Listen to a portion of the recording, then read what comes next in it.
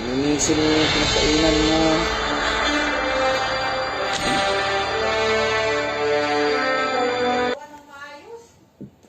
Gawin mo na ngayon. Mamaya makalimutan. Lalang gamin yan. Gawin mo na, di pwedeng maya-maya. Sabi sa'yo, linisin mo yung mga pinag-anuhan mo eh. Pinagkainan mo, linisin mo. Linisin mo na ngayon. Ngayon na. Kasi lalang gamin na. Mabilis magdalat ang langgam. Yun lang yung pinisil-pil-pil. Kanina ka parang silpon. Ang lamisa. Ayun, ang daming ng balisa mo. Sige. Linisin mo.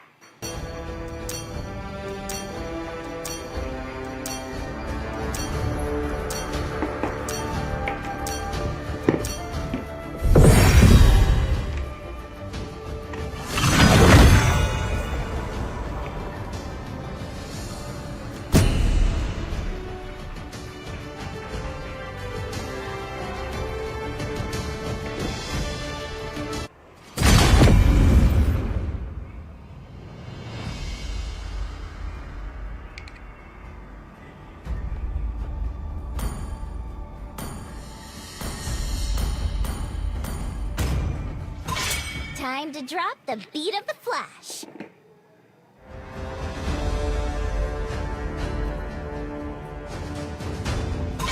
Valor and royalty in a dead body.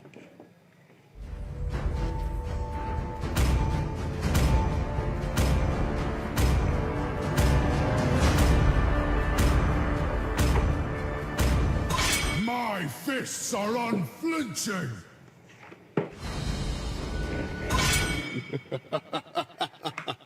3,000 worlds, and not a single worthy foe.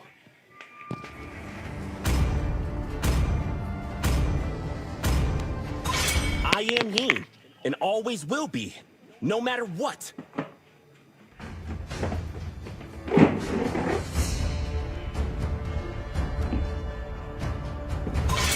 Sir, what's your command?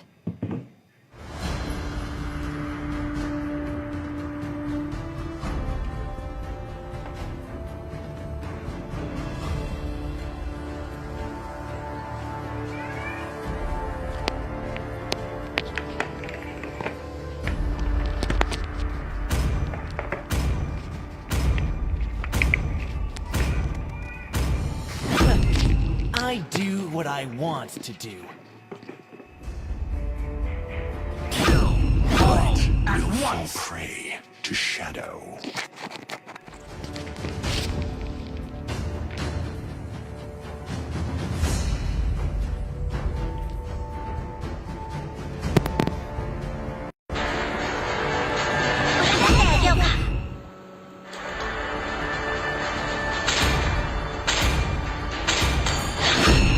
I've been waiting for too long.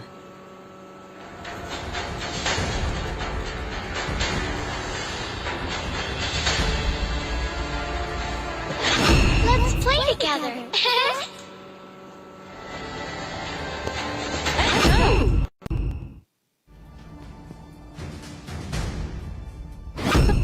I'm born with talent.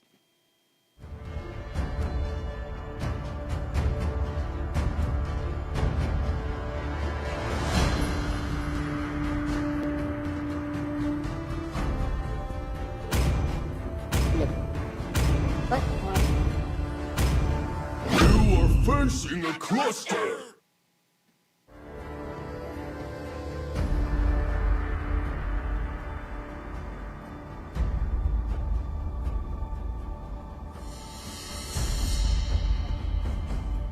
The night sky tells all.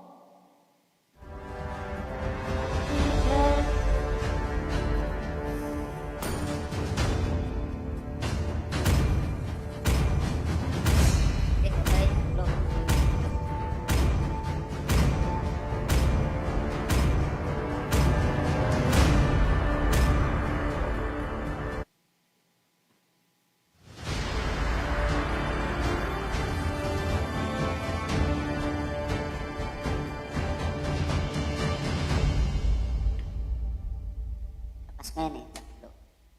Chapter. Kasi ako kawawa. Hello? Hello? Akong kawawa, men. Si...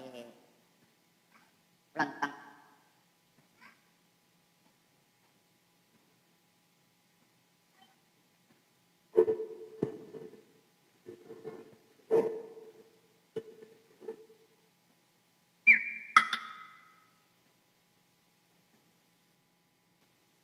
Hello?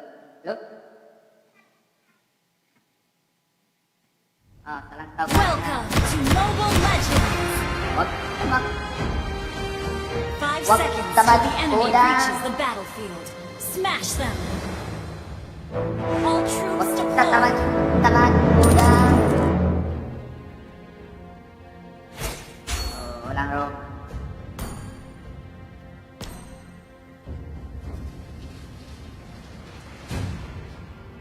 Tulog yan. Speed, precision, and strength. Tulog yung X1.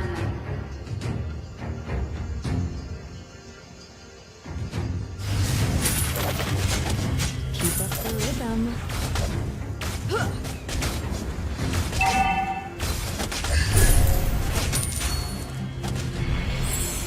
To be or not to be.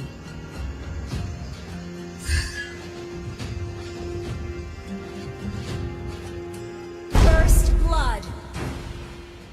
Double kill. Launch attack.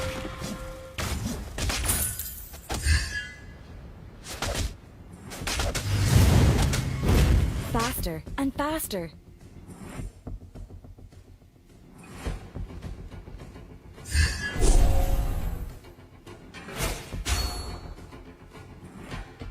Hanap naman na. One strike, one kill.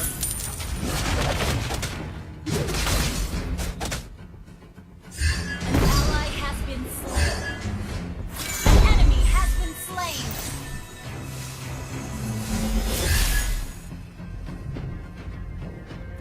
Double kill. An enemy has been slain.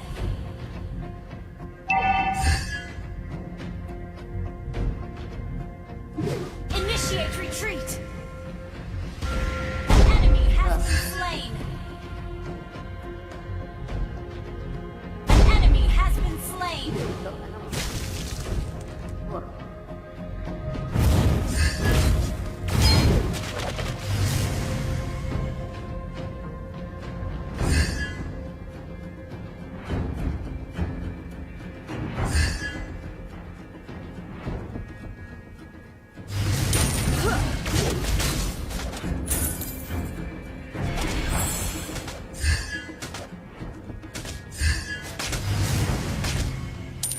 the rhythm. An enemy has been slain. An ally has been slain. Enemy double kill. An enemy has been slain. An ally has slain the turtle. Well played. One strike, one On my kill. way.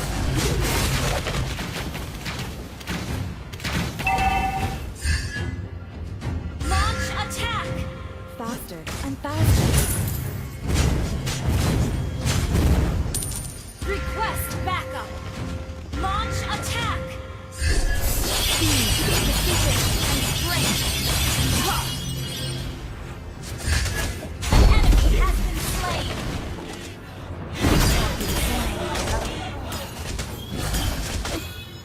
Your team destroyed the spree.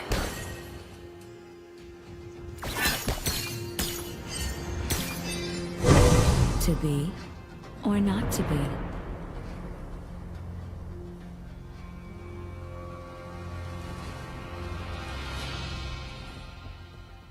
An enemy has been slain.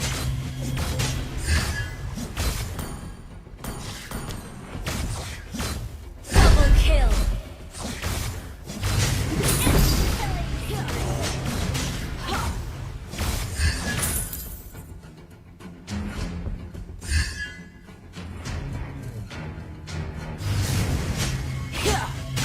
One strike, one skill.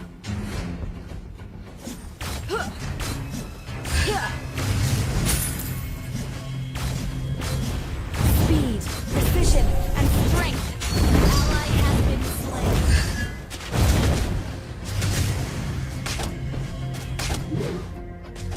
Request backup. To be or not to be.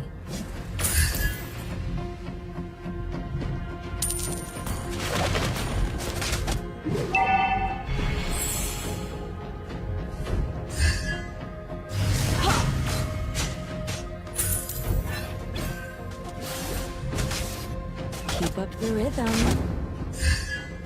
Request backup. Shut down. Faster and faster. Enemy double kill.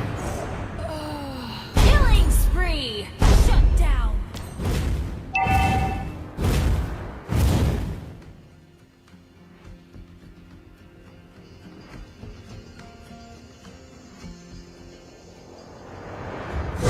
Keep up the rhythm.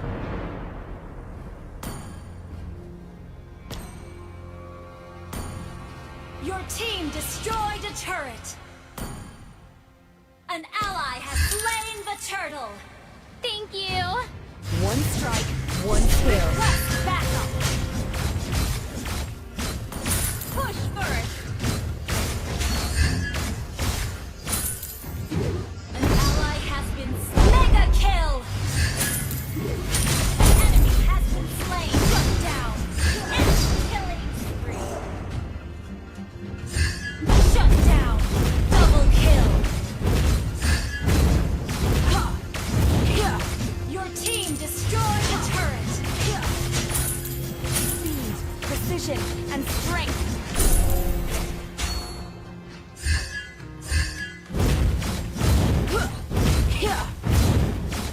To be or not to be.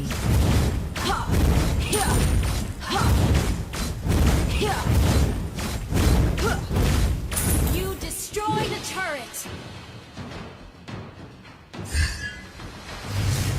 Faster and faster. Ally has been slain. Killing spree. Request backup. Precision and strength.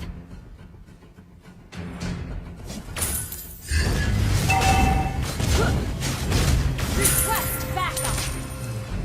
Your team destroyed a turret. Request backup. Okay. Request backup. Enemy has been slain. Ally has been slain. You have slain an enemy. One strike,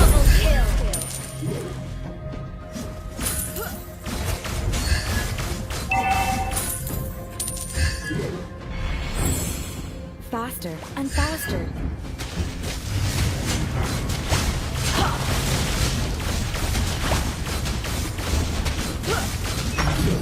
An ally has slain the turtle.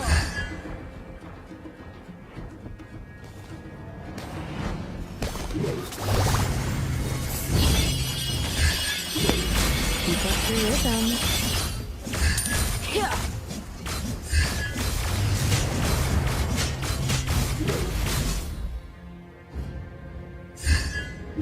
To be or not to be.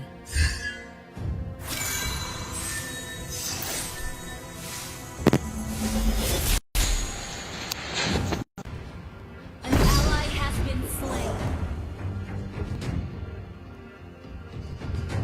Keep up the rhythm. Mega kill! An enemy has been slain. Double kill. An ally has been slain. An enemy has been slain.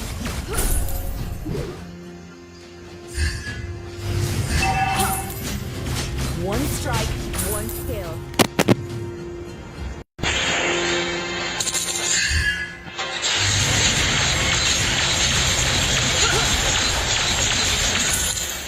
To be or not to be.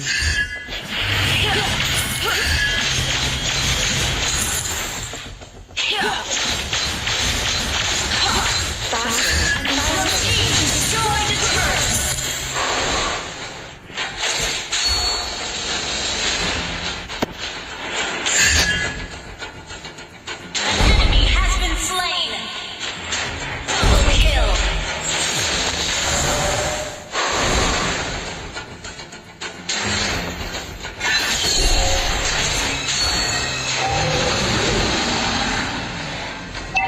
Request backup.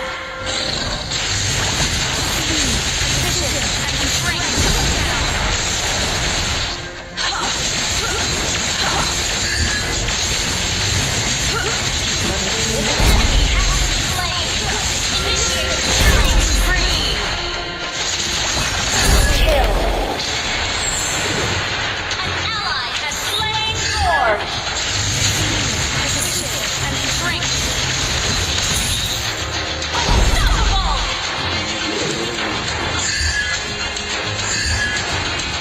Faster and faster.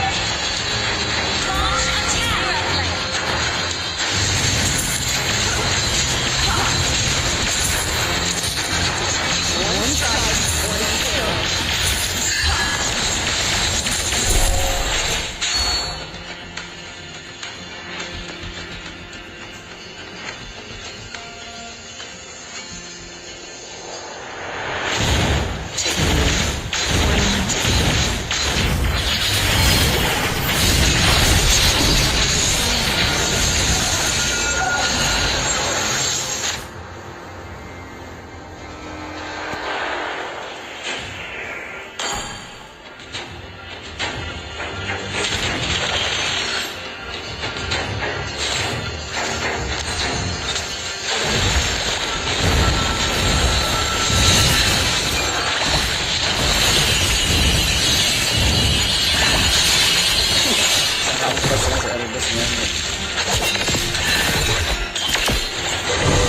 One strike, one kill.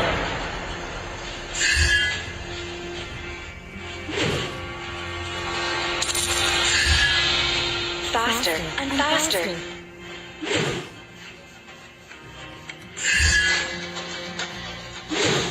Killing spree!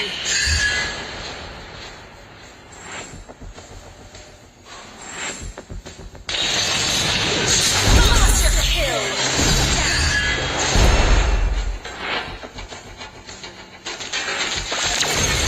Speed, precision, and strength.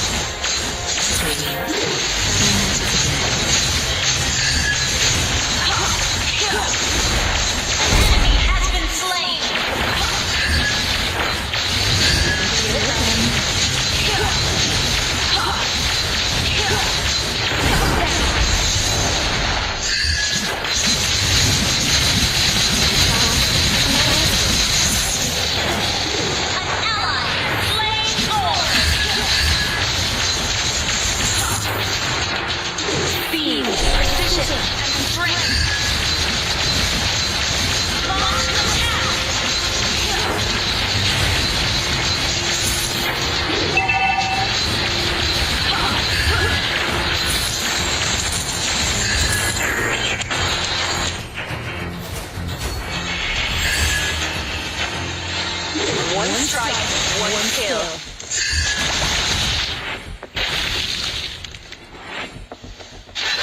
Killing spree. Your team destroyed the turret.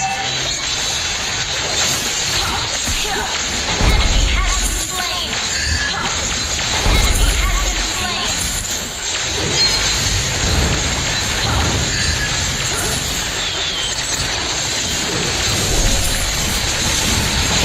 Spree.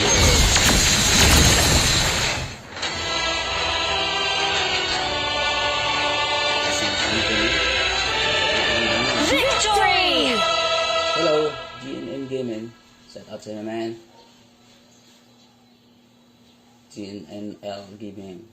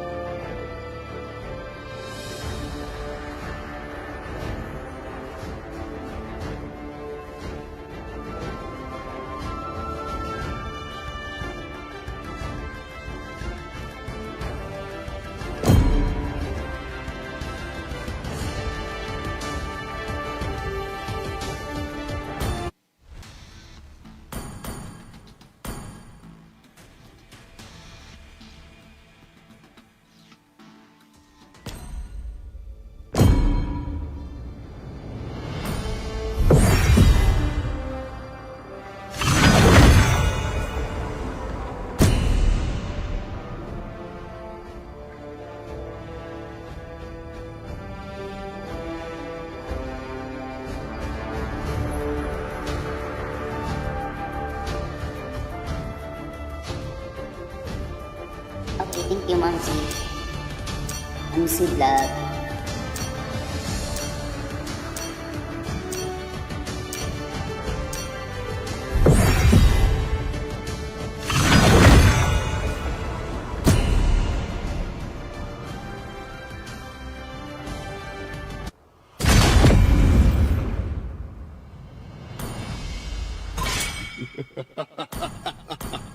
Three 3,000 worlds, and not a single worthy foe. I'm bound by nothing, be it family or destiny.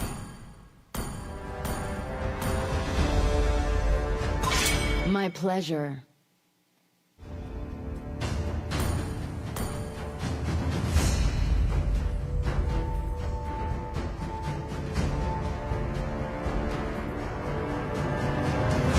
My fists are unflinching!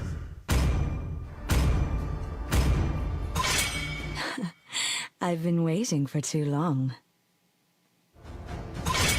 I am Yin, and always will be, no matter what. My magic flows as freely as the winds.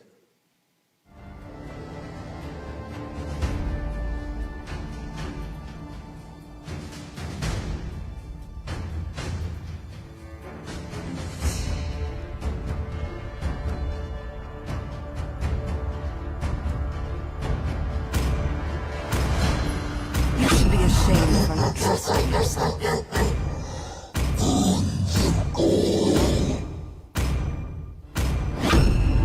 Ready, go! I see lots of prey.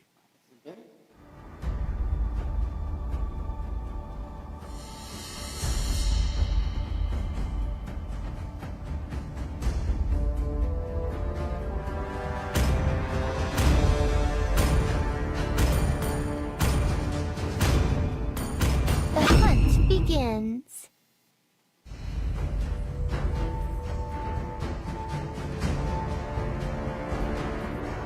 You got a good taste.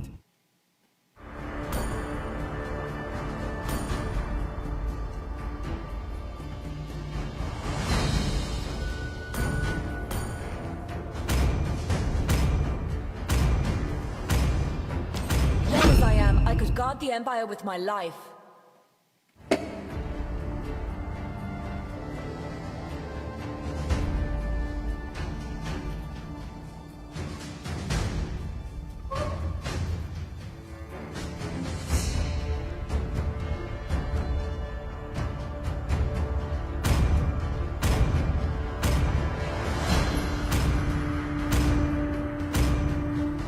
I am vengeance incarnate. Dragonborn is back. to show.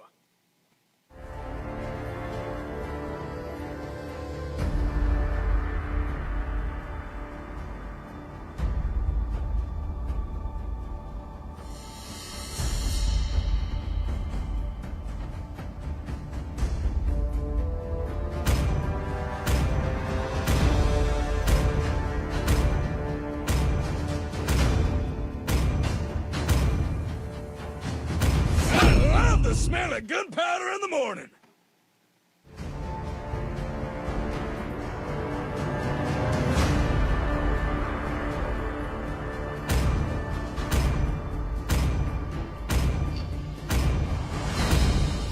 Rupi!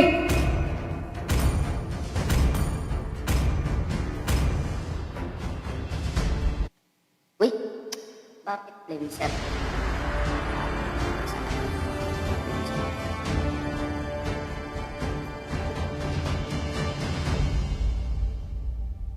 Flicker dapat men.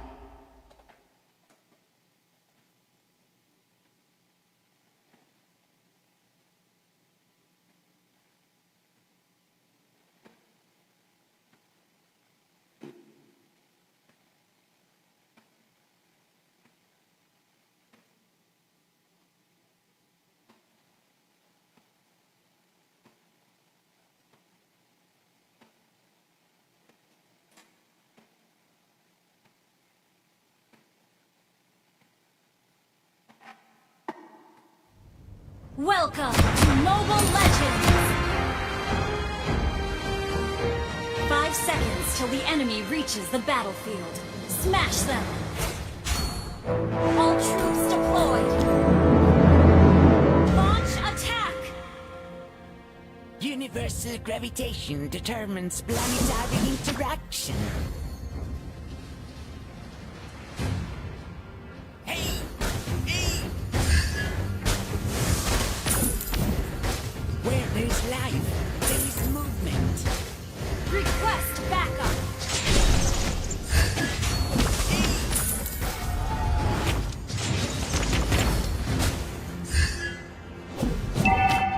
Request backup! Cyclops is an astronomer.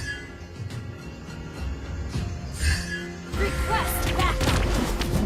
Hey, I'm here, big guy. Request backup!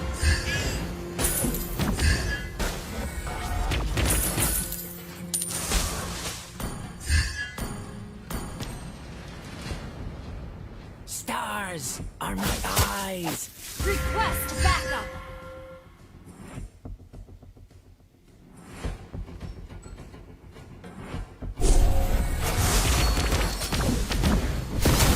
First blood! An enemy has been slain! Initiate retreat! Enemy double kill! Launch attack! Initiate retreat!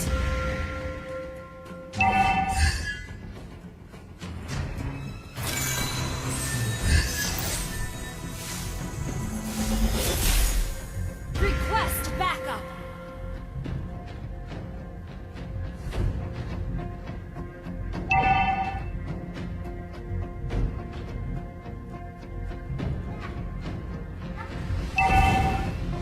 Planetary movements give me magic. Tawag ka po lang. Initiate retreat!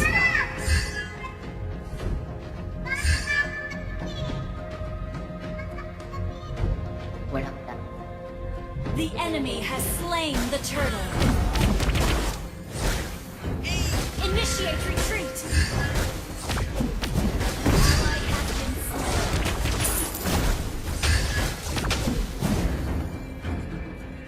Never seen someone handsome with one eye.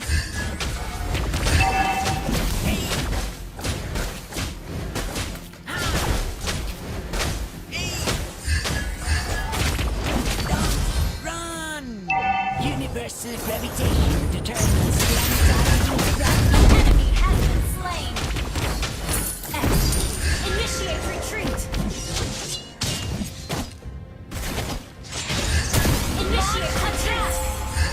Yes, Cyclops is an astronomer. Sorry. Sorry. Thank you.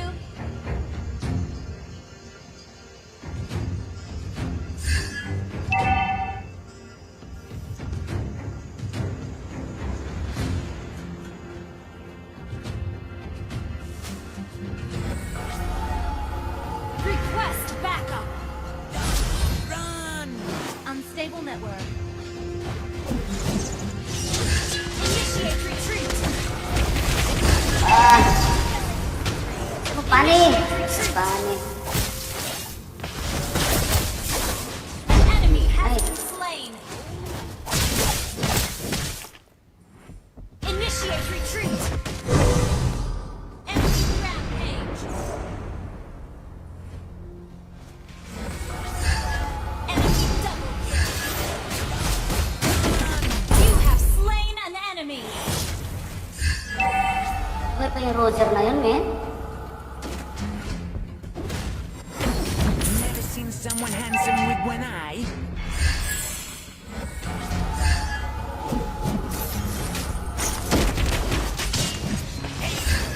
Launch attack. Initiate retreat. Run! Request backup.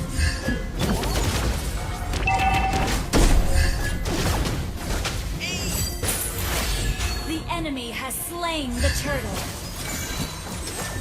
Planetary movements give me magic. An ally has been launch attack. Ay, ang panig. Hindi marunong, men. Initiate retreat.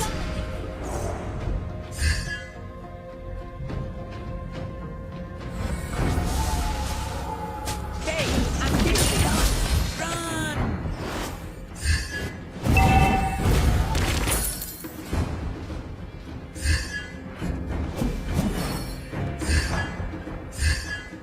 Our turret has been destroyed. Initiate retreat. Cyclops is an astronomer. Initiate retreat.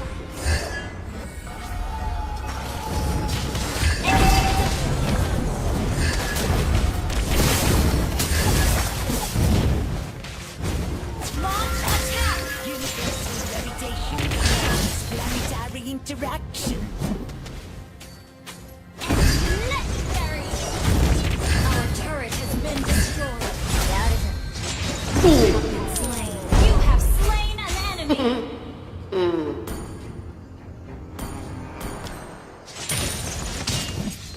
Request backup.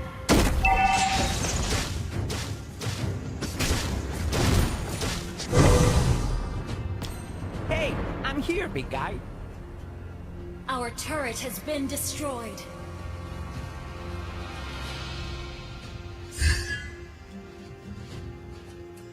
Initiate retreat. Legendary.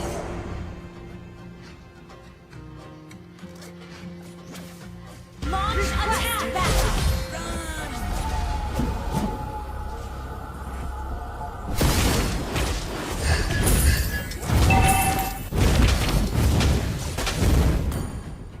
Wait for me. Planetary movement. Give me magic. Launch attack.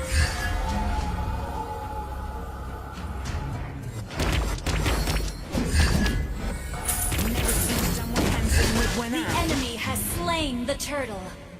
An ally has initiate retreat. May minions, man. Legendary. Ang inang Thanos na yan, man.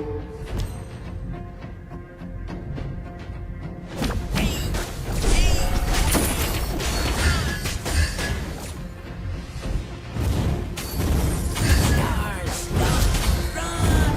Initiate retreat.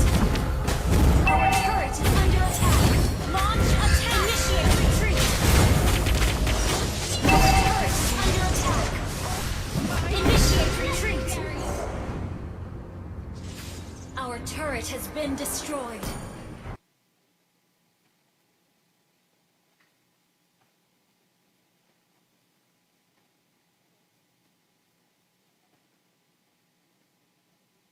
An ally has been slain. Hey, I'm here, big guy. Our turret is under attack. An enemy has been slain. Enemy killing spree. Our turret is under attack.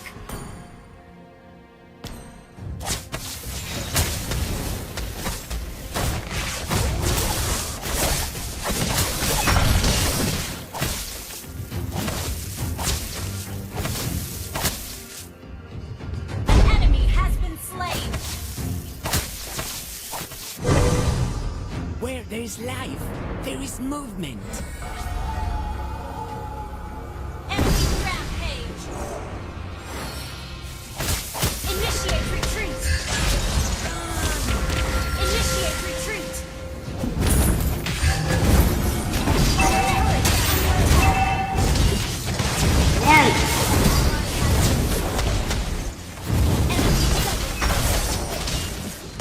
Enemy double kill.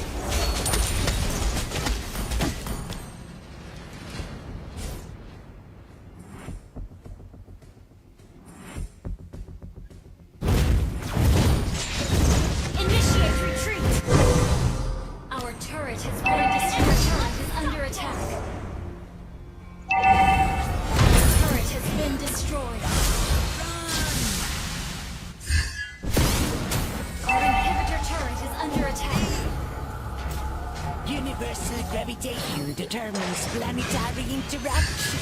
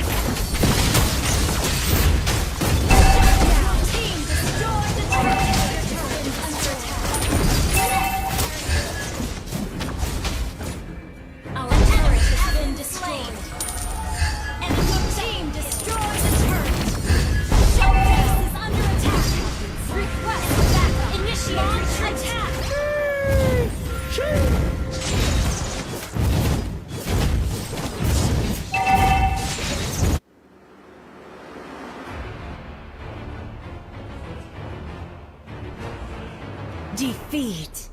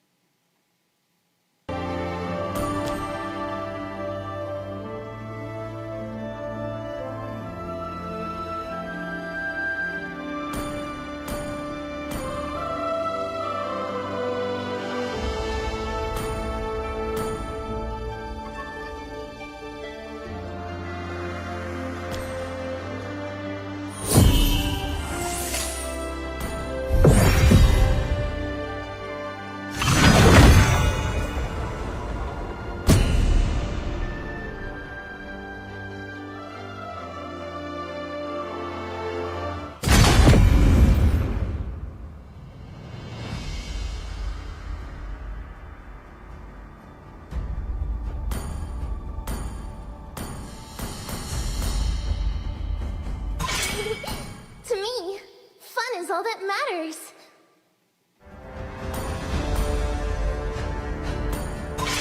I'm bound by nothing, be it family or destiny.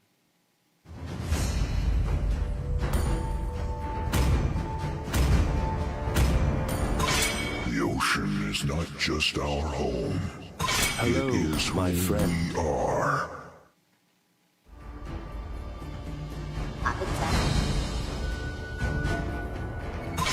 Time to drop the beat of the Flash.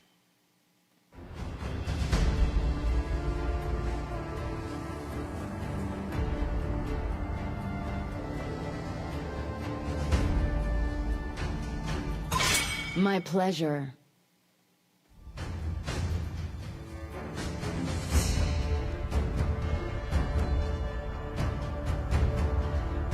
Time and tide wait for no man, nor girl. Let's play together.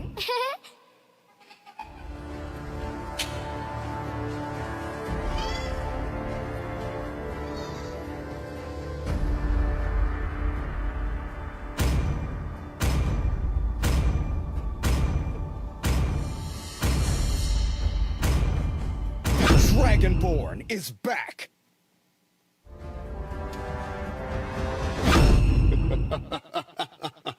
3,000 worlds, and not a single worthy foe.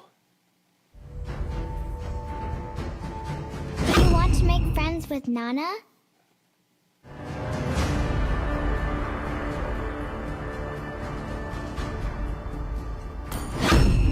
I've been waiting for too long.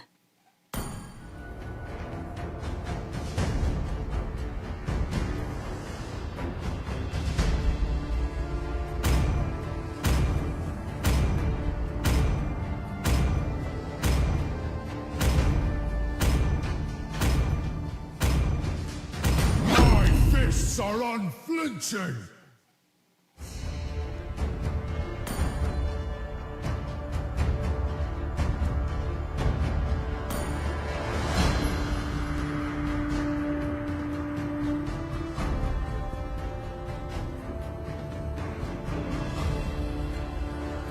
There's nowhere for the evil to hide. Valor and royalty in a dead body.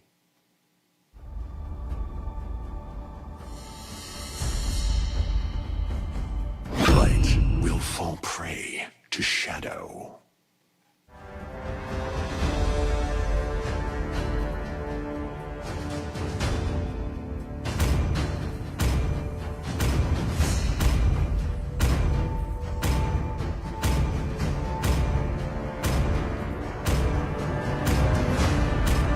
Nakaka-roll ka? Oo, buong po. Tapos na.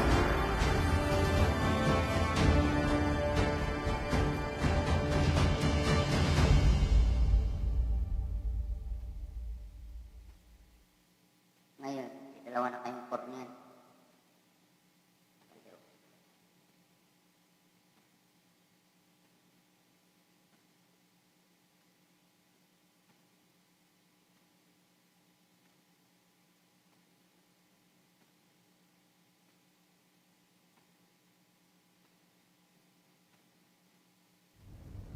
Welcome to Mobile Legends! 5 seconds till the enemy reaches the battlefield. Smash them! All troops deployed!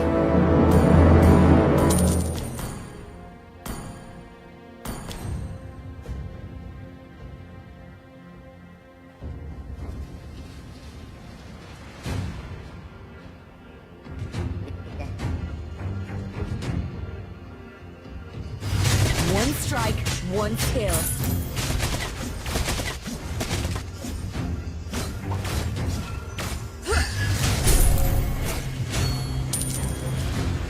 Faster and faster.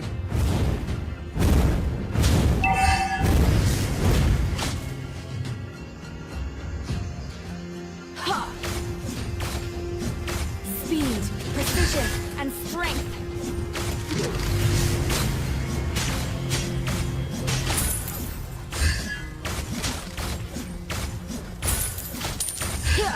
Keep up the rhythm.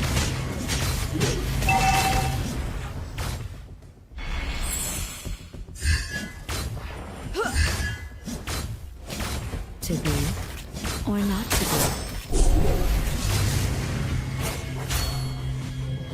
Request backup! Faster and faster.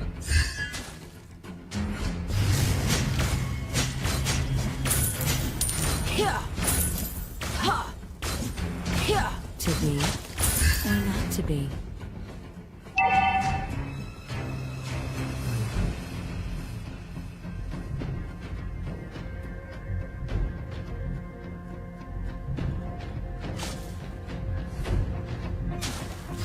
One strike, one skill.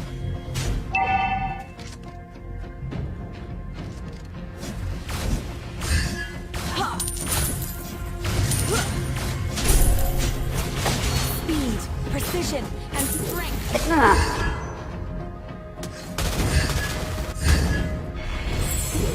Try mo na, Aldo! Keep up the rhythm. Aldo, wala pa ulti, dog.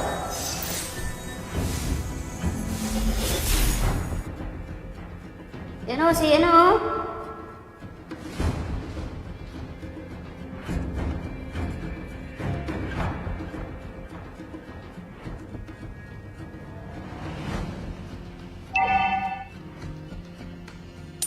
Request backup! Faster and faster.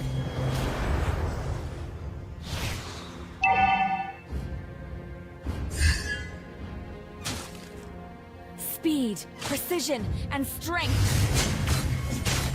First blood. Ha! Yeah. Keep up the rhythm. Ha!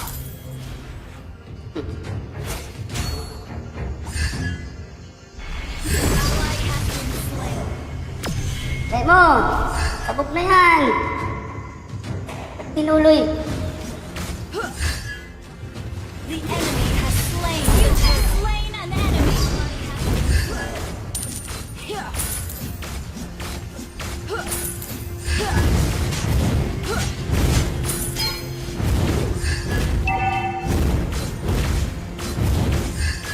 To be or not to be. Launch attack! One strike, one skill.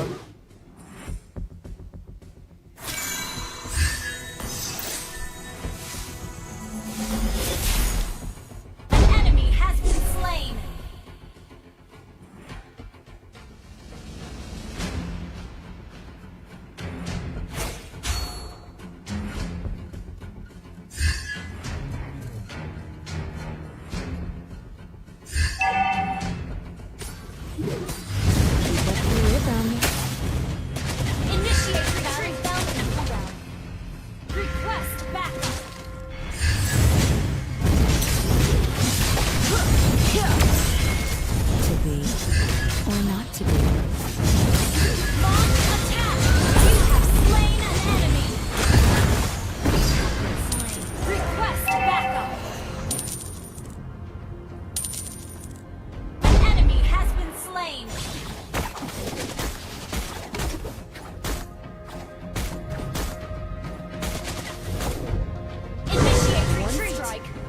kill.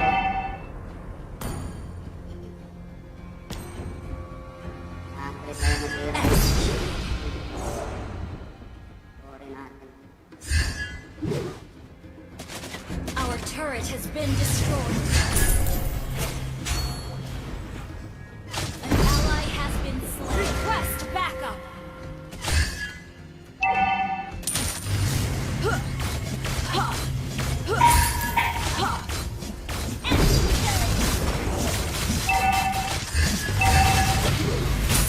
Our turret has been destroyed.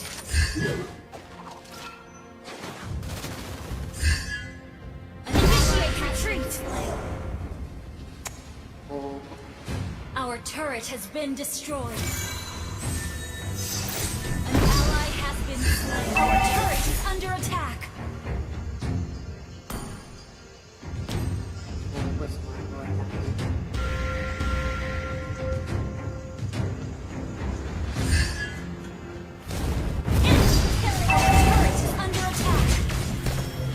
Enemy has slain the turtle.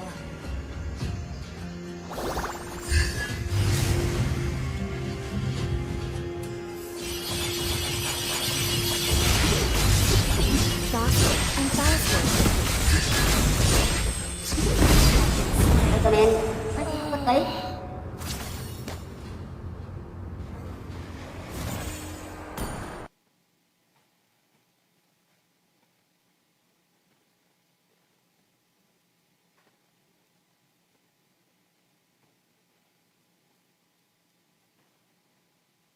Has been slain.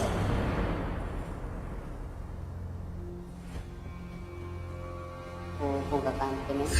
Enemy rampage. Ganyan niya.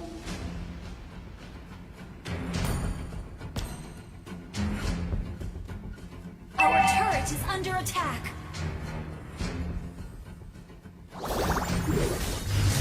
Speed, precision, and strength.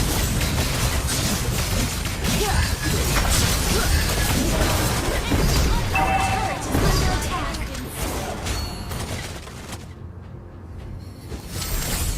Our turret has been destroyed. Shut down. Enemy double kill.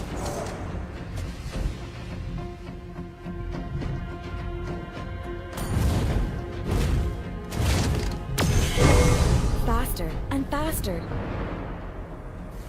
Our inhibitor turret is under attack. Enemy rampage.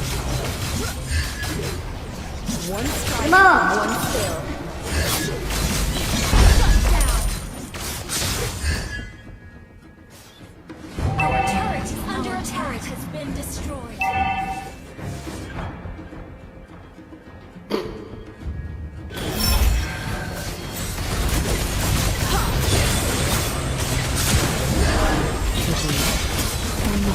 You have slain an enemy. Sus! Aldog. Triple kill.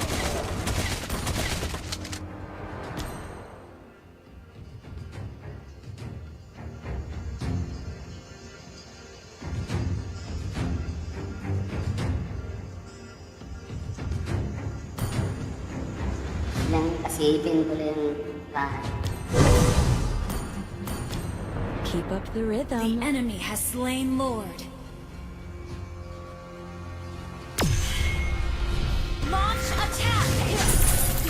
Precision and initiate retreat!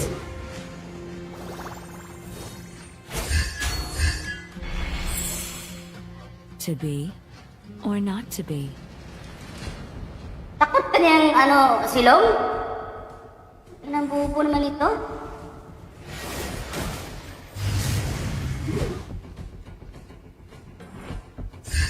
Silong, takot Speed, precision, and sa support ang puta. Uy! Putang ina, cancel yung ano, men.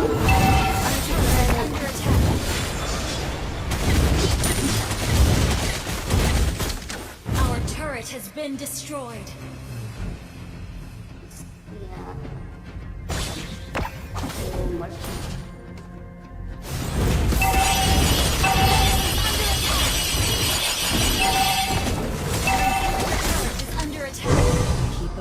rhythm. Launch attack! You have slain an enemy!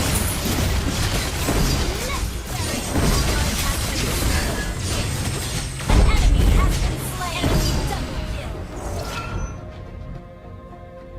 The base is under attack! Dalam buhay yan, oh. Latihan mo yan, oh. Yan.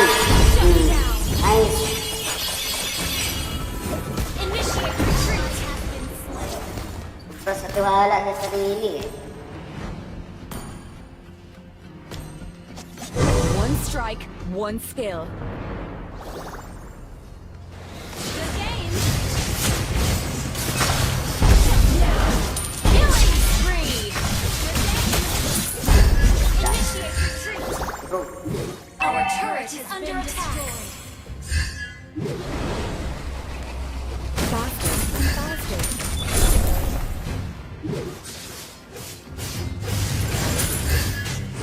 Launch attack! Or not to be.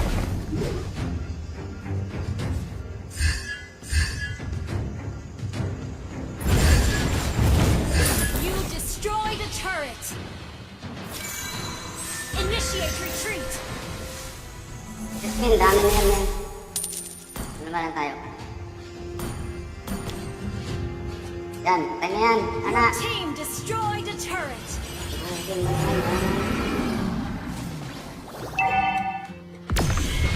yan.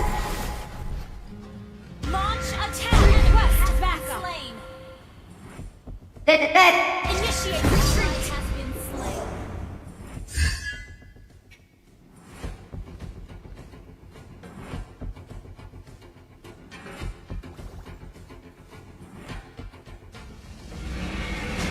Your team destroyed a turret!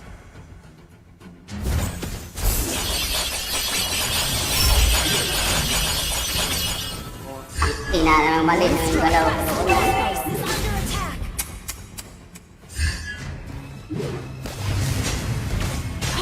Ano yan, walang buhay yan. Slain! Faster and faster. Initiate retreat!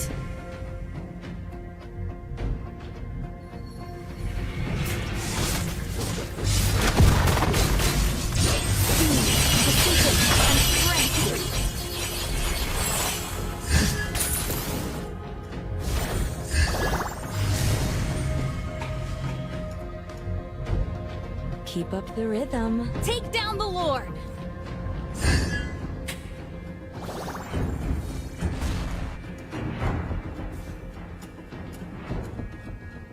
To be Take down the Lord! or not to be. Your team destroyed a turret! Your team destroyed a turret! Speed, precision, and strength. An enemy has been slain! An ally has slain Lord! One strike, one skill. Double kill! You have slain an enemy! Triple kill! Nice, oh, patay na may, oh. Walang buhay, oh. Nice. This is good. Kill! Wait, Launch attack! wipe out na, men. Wipe out. Launch attack! Dali, silong. Wipe out na. Your team destroyed a turret! Dali lang, panatan mo lang. Attack!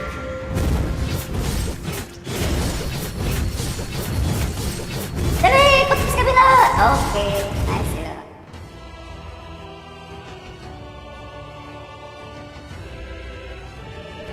Victory!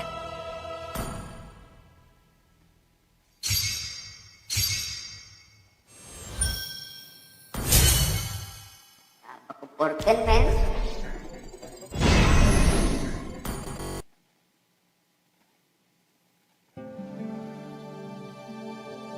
Si Silang, 1-6 lang talaga.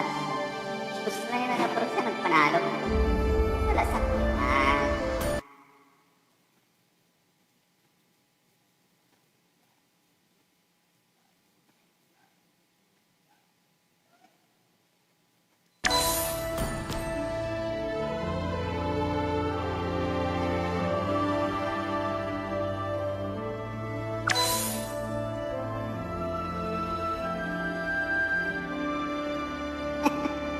Talo ako ng gag.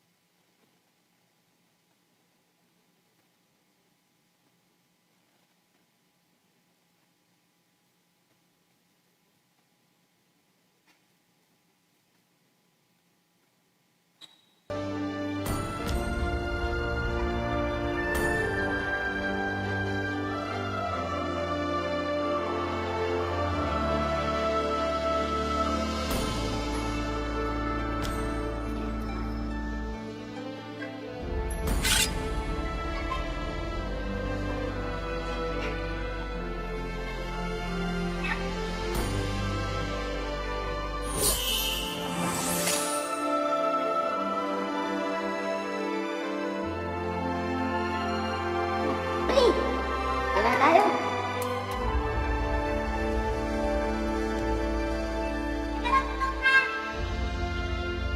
Ano daw?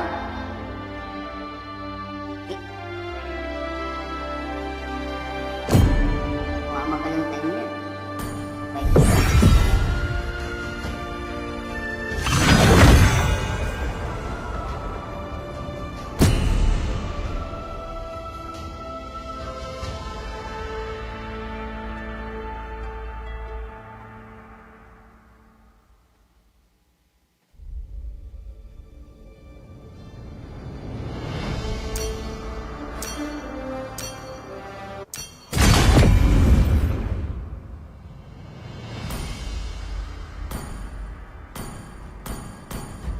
Do you want to make friends with Nana?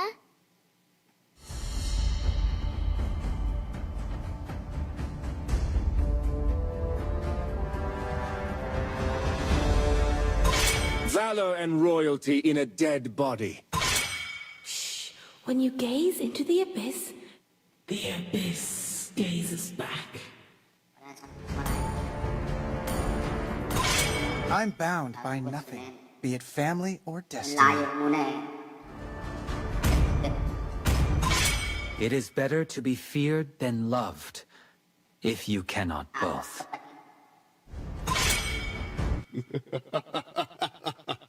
3,000 worlds, and not a single worthy foe.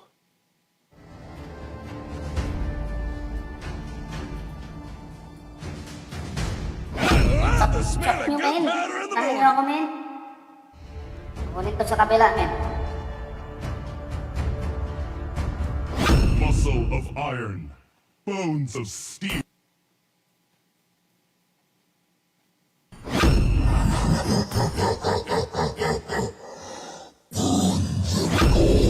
Hope will find a way, even when all is forlorn. A man with a spear is a fortress.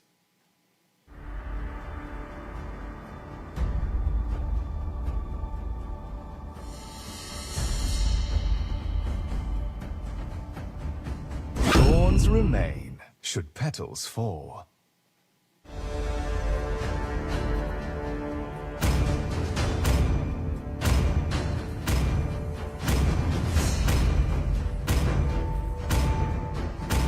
Suntok! Para sa suntok!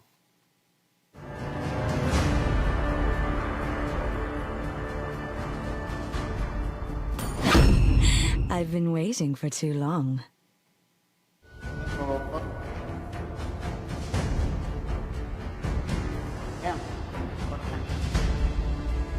Experience the euphony of suffering. I am the moonlight that breaks through the darkness.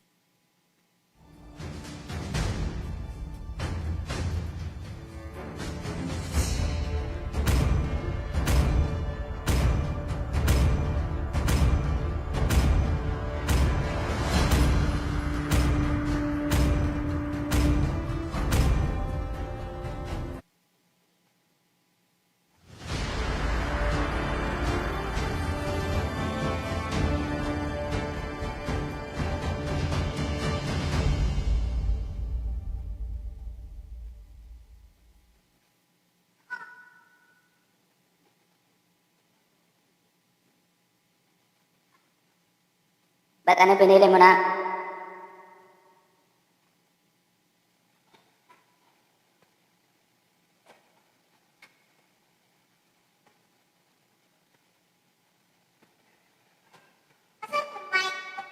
Bakit? Mike. Kantahan. Yan. Saan? Hindi ko kayo zip-zip? Welcome Sani? to Mobile Legends. Sani? Initiate 5 seconds till the enemy Ay, reaches dun the na. battlefield. Smash them. All troops deployed.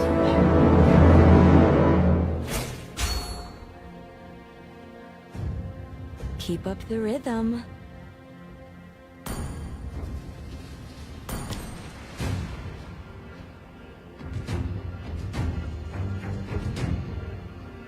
One strike, one skill.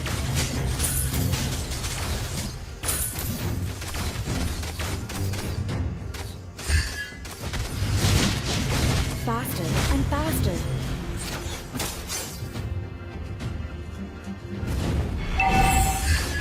First blood. To be or not to be.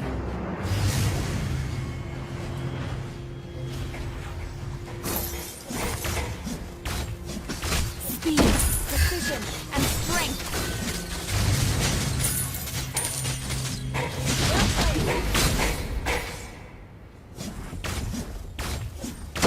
Faster and faster.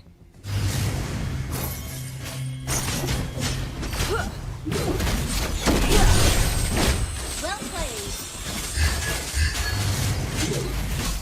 Speed, precision, and strength. Tiis na kayo, oh. Wala ng buhay, oh. Oh. Sige, buhok talaga. An enemy Yes, has patay been na. slain.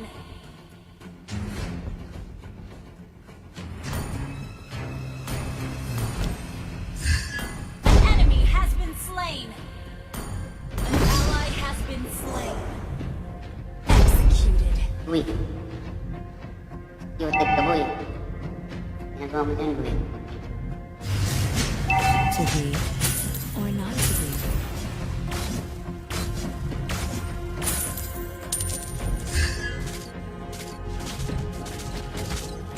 Keep up the rhythm. Request backup. Sino ba to? Ria Jin. Sino ka Ria Jin? The enemy has slain the turtle.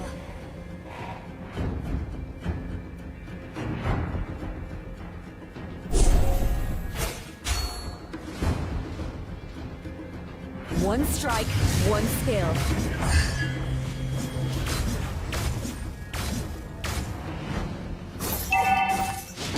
An ally has been enemy double.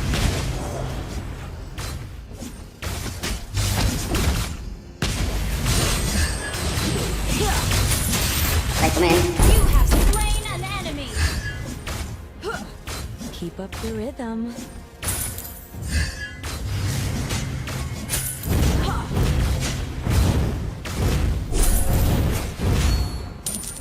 One strike, one skill.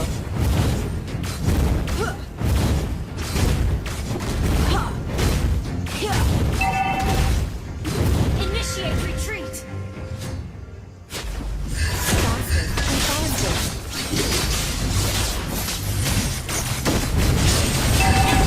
Patay ka, boy. Patay ka na, boy. An enemy has been slain.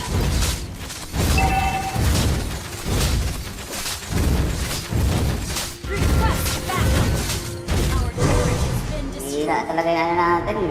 Apat yung pumunta, men.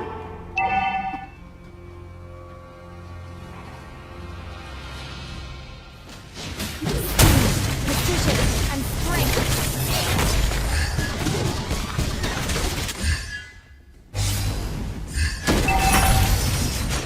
You have slain an enemy. Ngayon, kumante kami. Kami naman ang apat. Der lang, men. Sirain din namin to, men. Sorry, men. Or not to be. Sasay. An ally has been slain. Speed, precision. An ally has been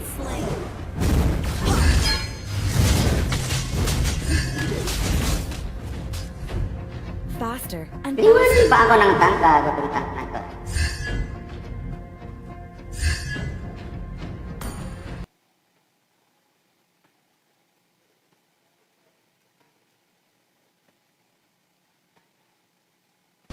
One strike, one skill. Tara, tirahin natin ito. Tayo natin itong uling ipo na ito. Tara, nyo. Keep up The the enemy rhythm. has slain the turtle. Initiate retreat.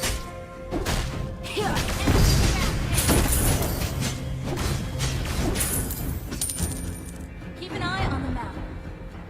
To be or not to be. Okay, tara. Keep an eye on the map. Speed, precision, and strength. Yun o. Our turret has been destroyed. You have slain an enemy. Your team destroyed a turret. One strike, one Patay sa skill. taas.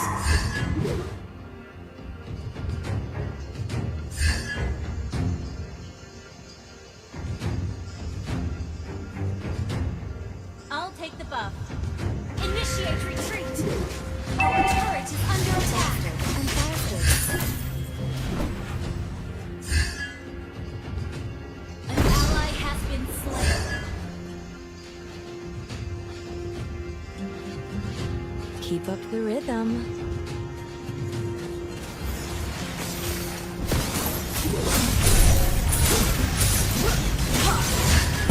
Killing spree. Shut down. An ally has been slain.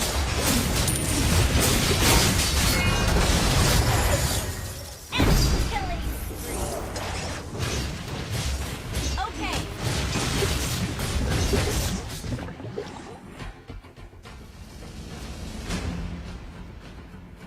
Ally has been slain. Our turret is under attack. Thank you. Request backup. You have slain an enemy.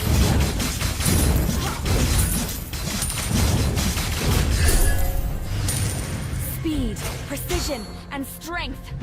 Yun o, sir. Dead. Ano? Lain mo. Yun o. Faster and faster.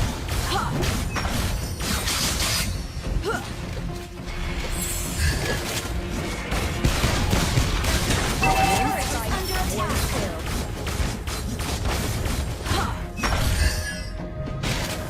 Our turret has been destroyed. Turtle man, turtle. Keep up the rhythm. Request backup. The enemy has slain the turtle.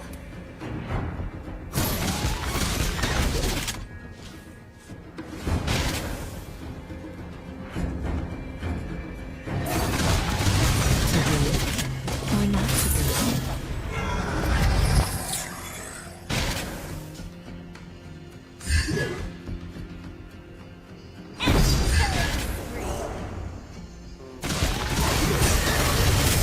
Faster and faster. Shut down.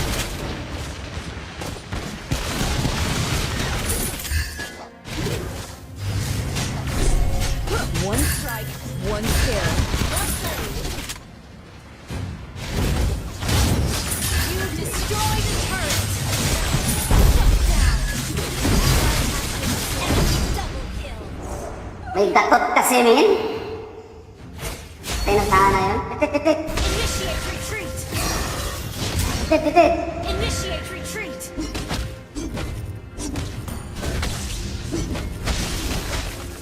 Sa grinder, wala palang pinatay na yun.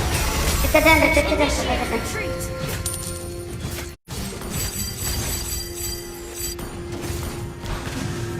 Sabi rin. Kulit eh. Precision. Initiate retreat.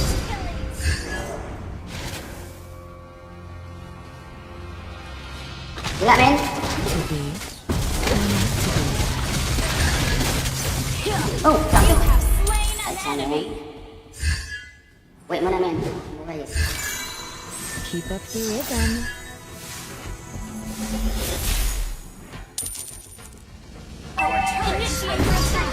Retreat muna. Shut down. Our turret has been destroyed.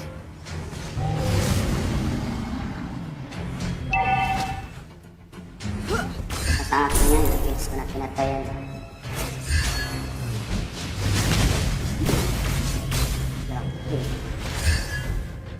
Initiate retreat. Eh, tank One natin. strike, one skill. Our turret is under attack. An enemy has been slain. Precision And strength. Huli mo. An enemy has been slain.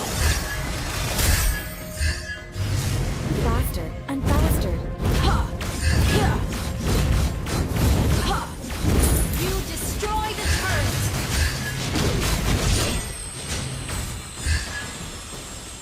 Keep up the rhythm.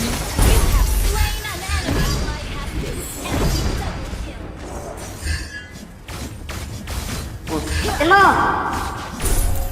An enemy has been Nice. slain. An ally has been slain. Ha! Initiate retreat. To be or not to be.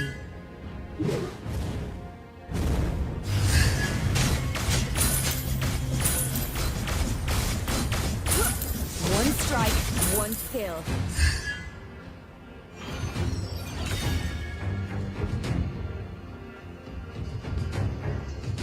Speed, Yun, hindi na, man. precision, and Tayo na yan, strength. man. Enemy has Nice, nice, nice.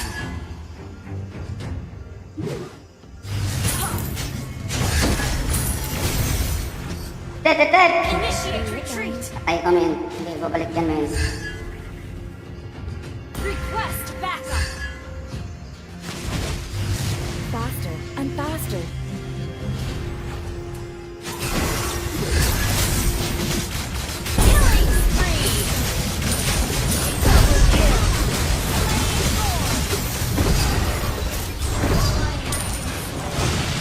Request backup. Initiate retreat. Bukasin mo, yan! Nice, man. Nice, nice. Kikil silong. Launch attack.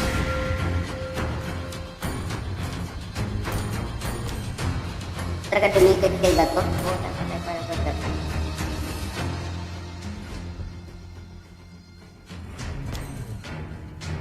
Launch attack. Pus mo na yan, silong. Destroyed a turret. Pus mo na yan, Dan. Your team destroyed a turret. Clear up lanes. Initiate retreat. To be or not to be.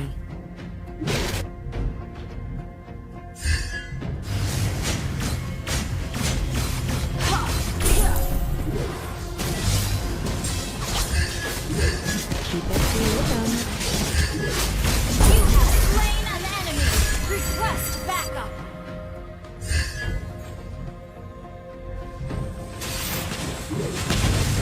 Faster. Slain an enemy.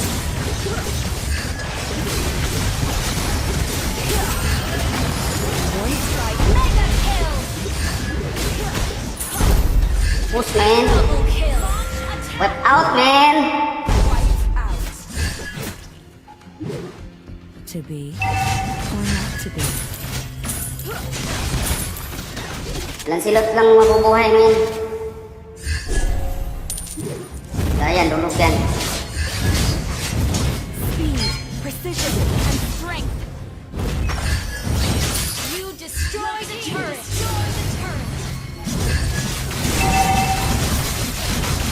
Monster kill. Double kill. Wiped out. Intro lang, man. Victory!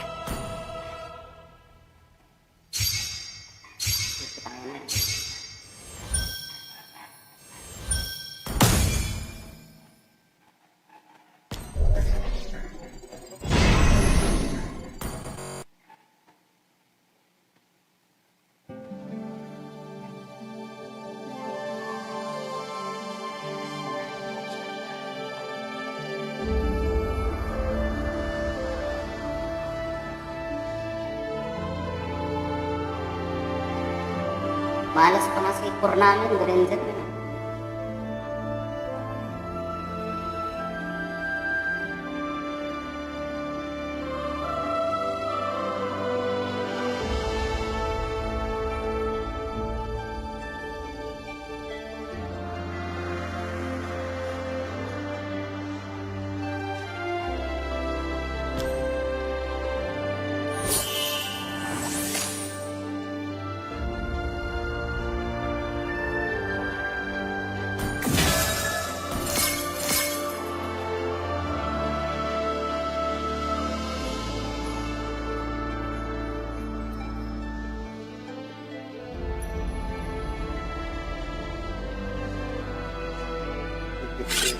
Oras pa lang tayo, man. Master? Plastic? Hindi ako nag-plastic, man. Mamaya na, man.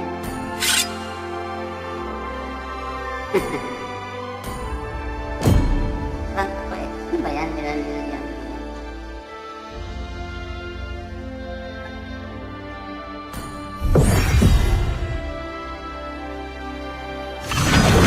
Hello? Snow IQ.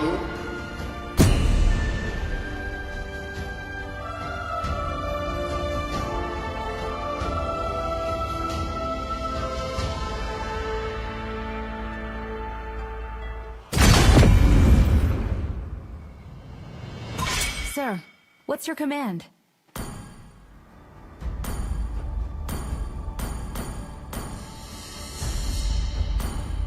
To me, fun is all that matters.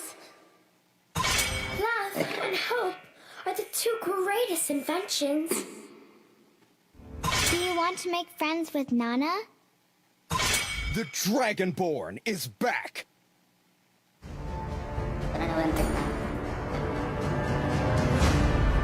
Panalo na tayo, men. Ulit na ka lang. Hello, my friend. Kuha yung Alucard mo, men. Uy, I've been putang waiting ina. for too long. Ayok.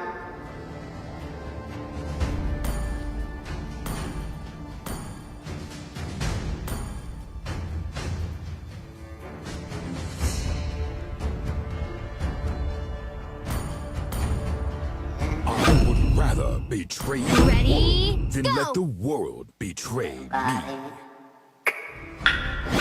will burns like wildfire. Hindi yung pinambanggos yun, men. Yung pabanyo, sila. Demons shall bathe in their blood. The light belongs to the righteous.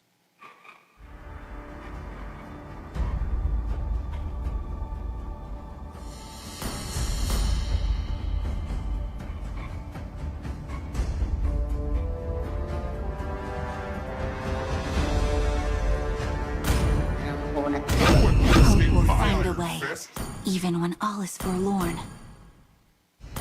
There's nowhere for the evil to hide.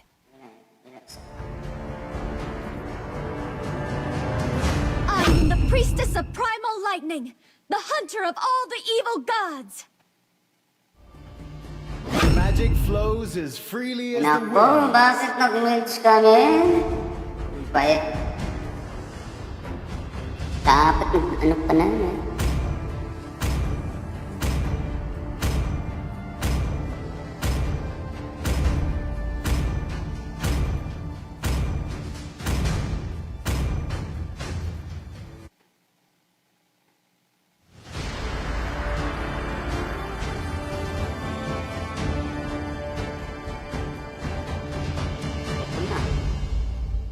Nakasaing na si Pudan. Kasi, nagsaing na siya.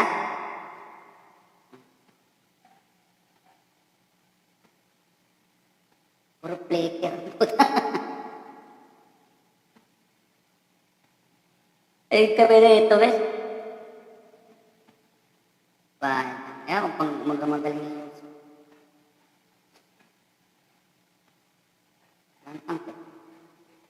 Sa kabila, may tank. Lamang sila.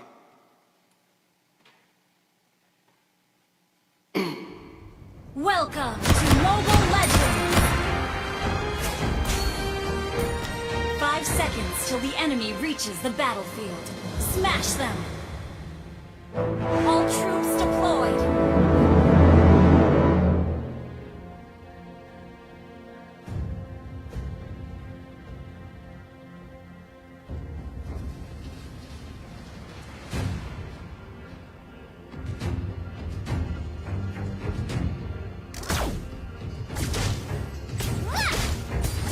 Support pa kasama.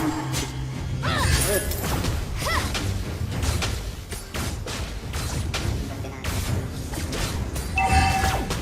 We can do it!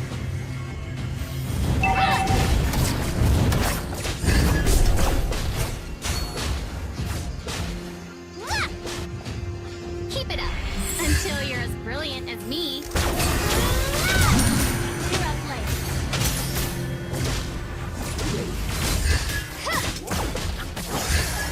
We can do it.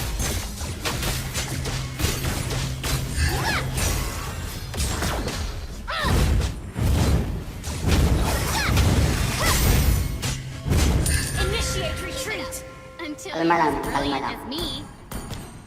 Balik ka na sa med, men. Uy. Lipat na tayo.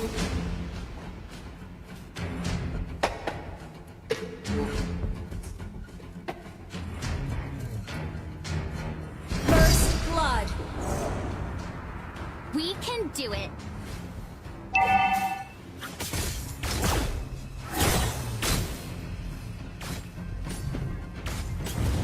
Keep it up until you're as brilliant as me.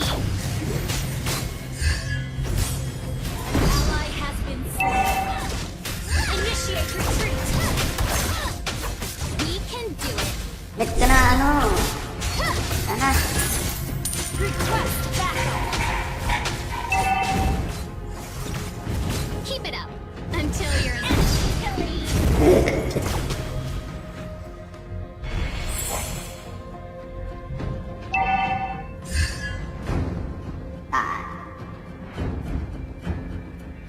Padang flicker sila. We can do it.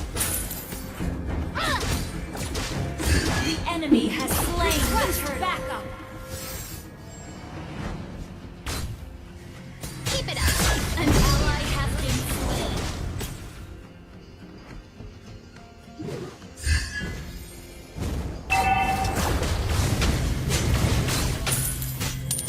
We can do it.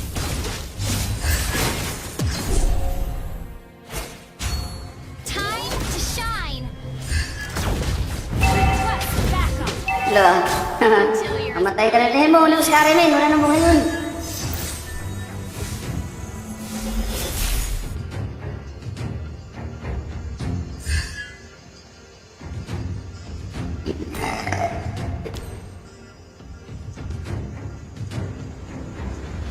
Ba ito mga kampe, men? Papit? Ang lag ko. Lol. An ally has Paang bobo mo. Hindi ang lag ko. We can do it.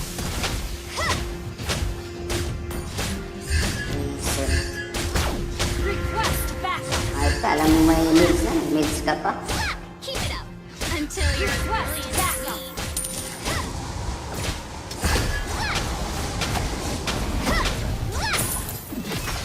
We can do it. Request backup. Time to shine. Enemy rampage.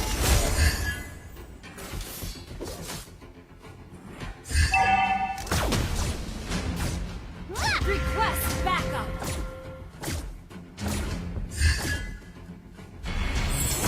Keep it up until you're as brilliant as me. Our turret Hermosos. initiate Buhay ang retreat. putang ina.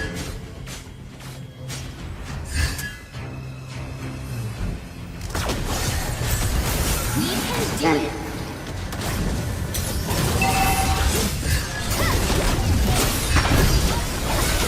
Enemy double kill. Our turret is under attack. Until you're as brilliant. Triple kill. Tinagunan ko.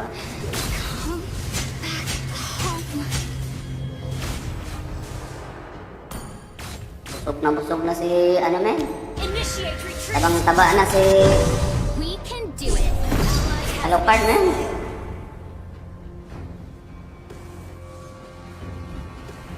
Keep it up until you're as brilliant as me. Our turret is under attack. The enemy has slain the turret. Attack. Time to shine.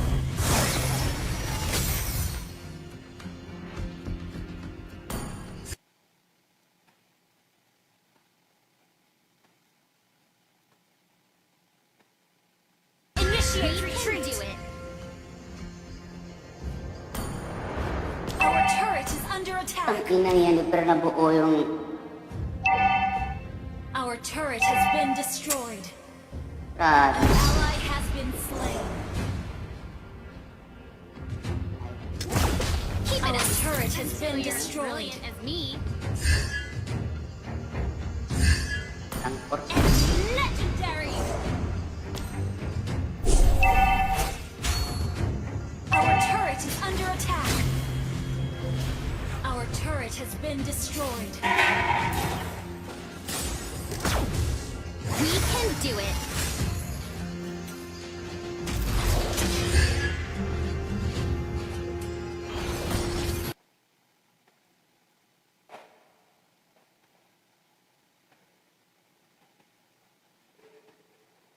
Our turret is under attack. Brilliant as me. Render na! Ano yan? Nuko! We can do it. Our inhibitor turret is under attack. Until you're as brilliant as me. Time to shine.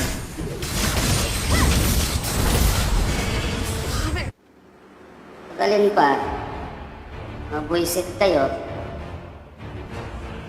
Defeat.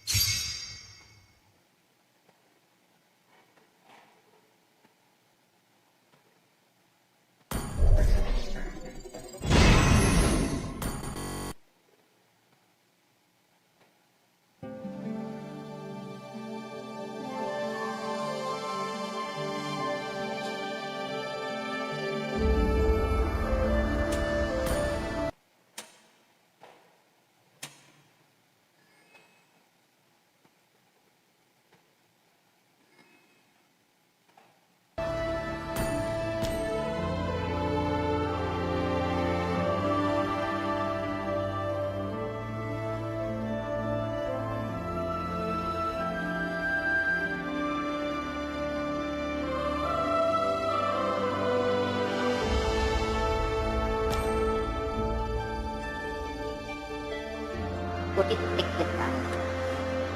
Hindi mga kampi na sa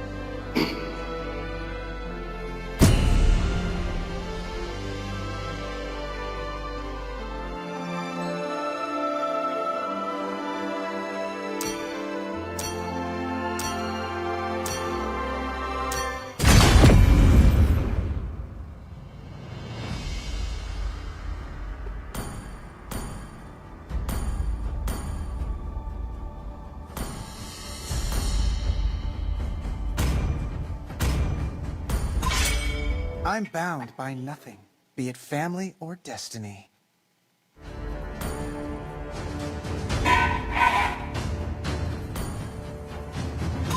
Do you want to make friends with Nana?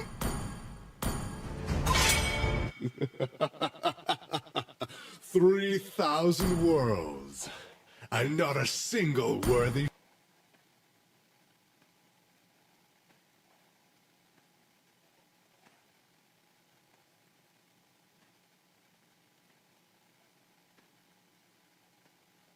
Pleasure. Thorns remain, should petals fall.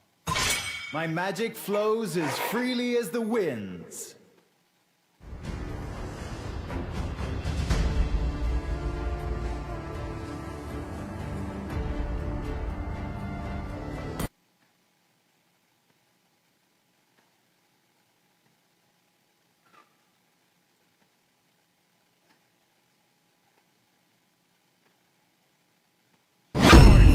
I've been waiting for too long. I am vengeance incarnate.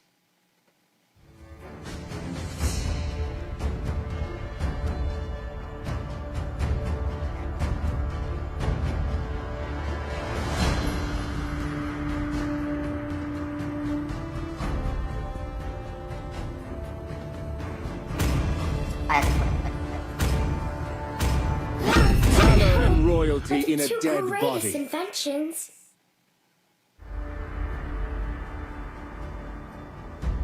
Fight! Fight for the ultimate answer.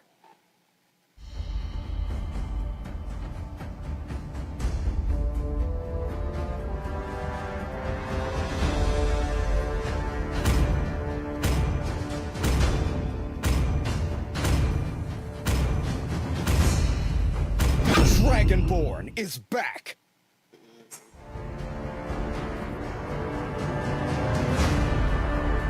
Bukat maglaban, Ben. Badang na naman. I hope they're stronger than me. Awit. Power of Pegasus! Time and tide wait for no man.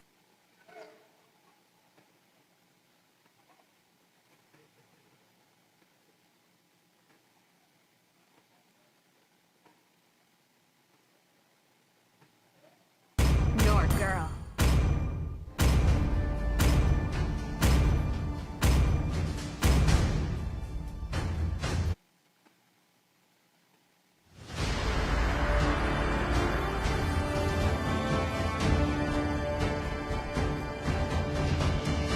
Tagilid tayo, may tagilid. May Aldo.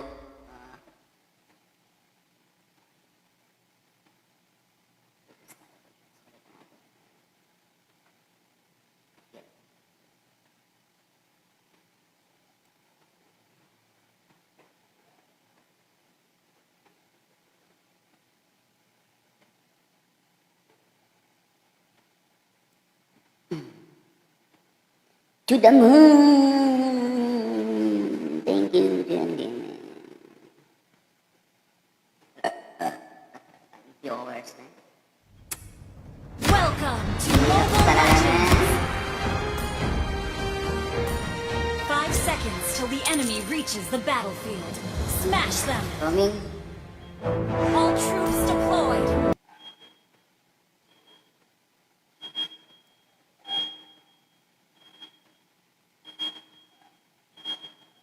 Initiate retreat! To be or not to be.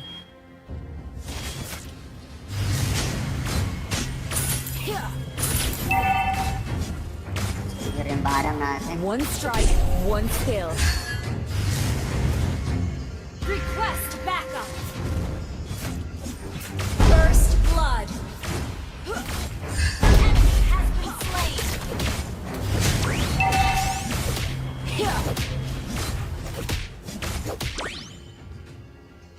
Speed, precision, Ginagawang Andy lang eh. Launch attack!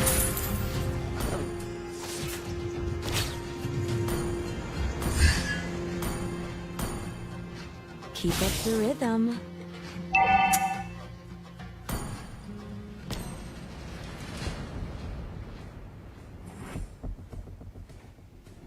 Faster and faster.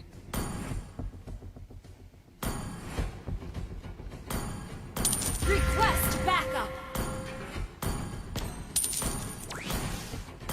One strike, one skill. An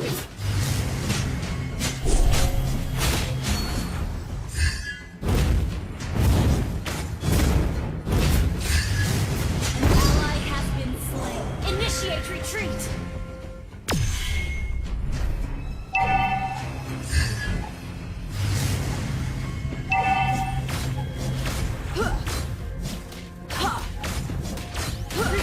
mga kill namin. Ay, pagong. To be or not to be.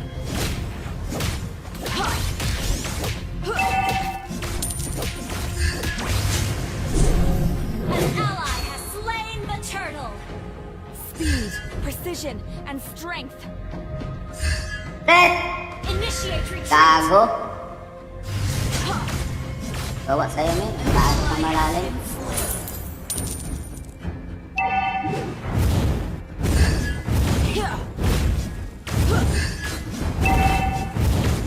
Initiate retreat.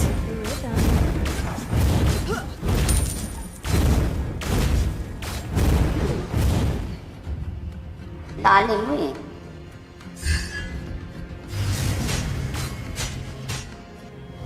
One strike, one skill. Gago ka ba? Ito lane ko eh. To be or not to be. You have slain an enemy. An enemy has been slain.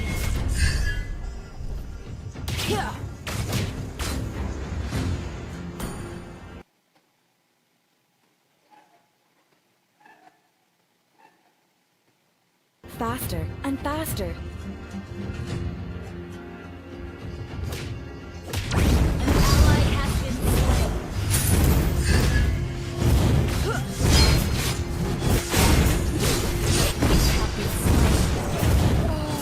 An enemy has been slain.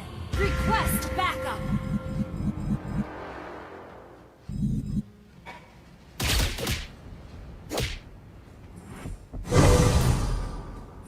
Okay. Killing spree. Mga mid. Ay, walang tao sa mid, men.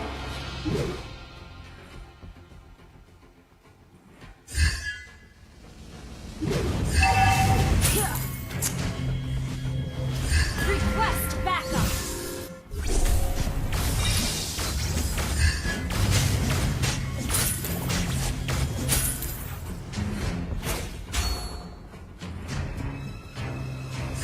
Request backup. Enemy has been slain.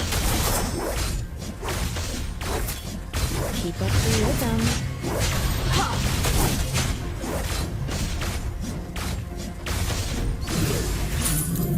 An ally has slain the turtle. Enemy has been slain.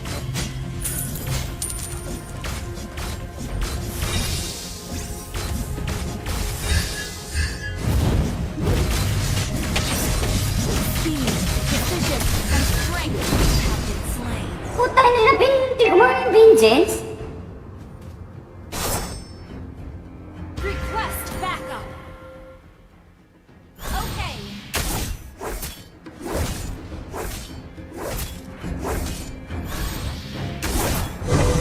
To be or not to be. Raulo yun, hindi ko maana yung ano. Napindot yung vengeance. Kumana. Speed, precision, and strength.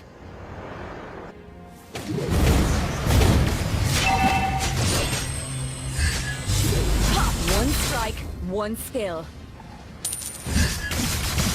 Request backup. Ally has been slain. Mega kill. Double kill.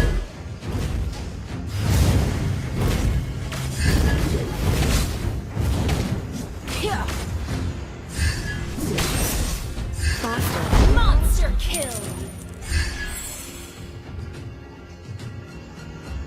Balik sa lane mo, saan? Huwag mo iwanan yun. Bobo. Keep up the Iwanan yun, Tab. Malapit na masira yung story mo, men.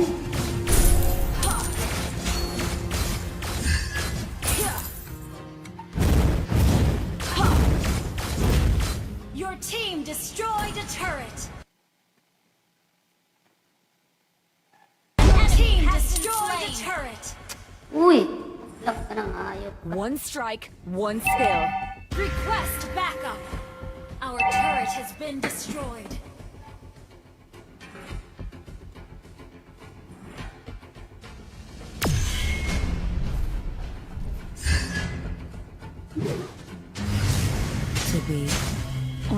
to be.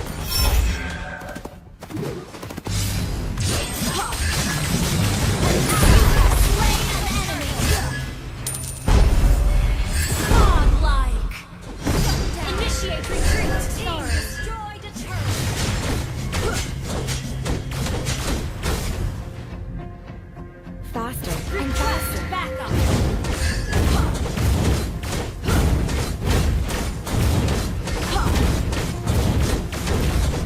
Your team destroyed a turret.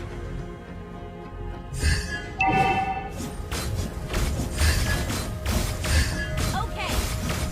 Speed, precision, and strength. Okay. Keep up the rhythm.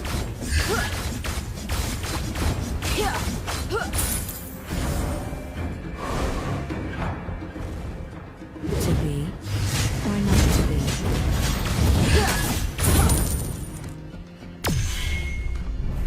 Initiate retreat. Your team destroyed a turret.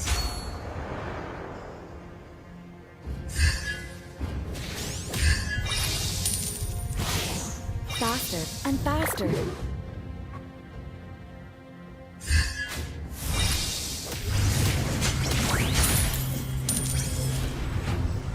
Keep Shut down. Initiate retreat.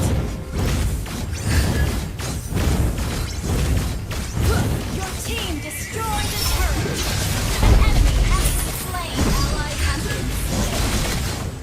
You have slain an enemy.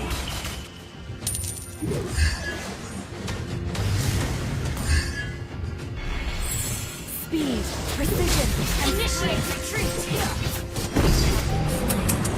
Ali ako dun ah.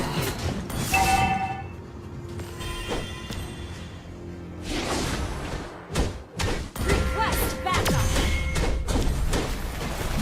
Ang hindi mo kaya yan. Patay ka niyan. Okay, patay ka niyan. Tet! Initiate attack. Tet, marami men. Tatlo yan men. Mapilitin men. Tet, may sanib kami. one strike, one skill. Request backup. San? Load na san? An ally has been slain.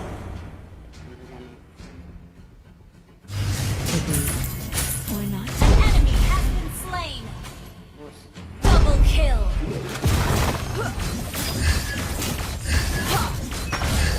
Ally has slain Lord.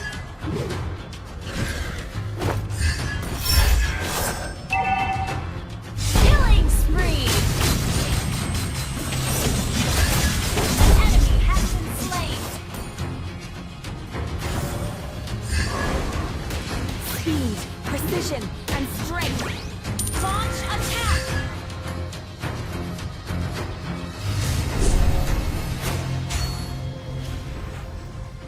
Faster and faster.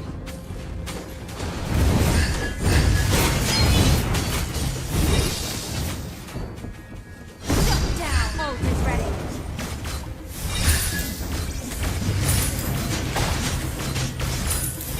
Oh, sakit ah.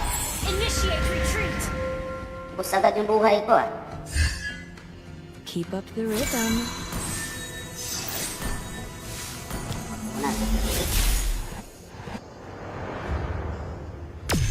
Nasira yung ano men. Tet men! Initiate retreat. Enemy has Patay niya pa. killing spree. Kalahin mo eh, napatay pa. Tet! Initiate retreat. One strike, naliban one pa lang. skill. Our turret has been destroyed.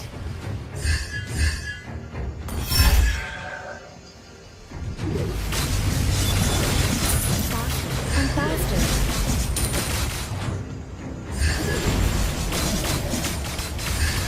Our turret is under attack. Shut down.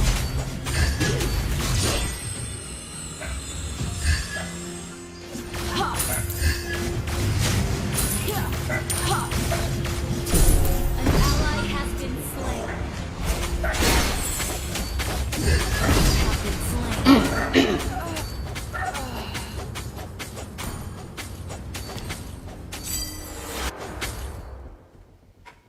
tayo doon, wala tayong buhay.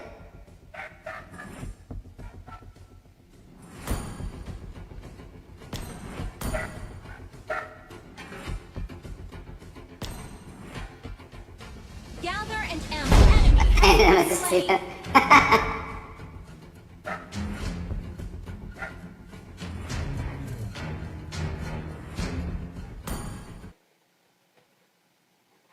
Ally has been slain.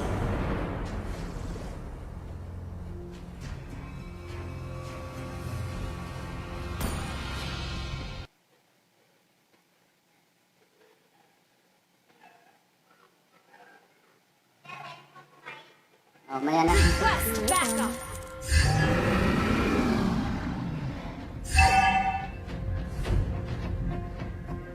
One strike, one sword. You have slain an enemy. Ayos pa. Nambus pa ako.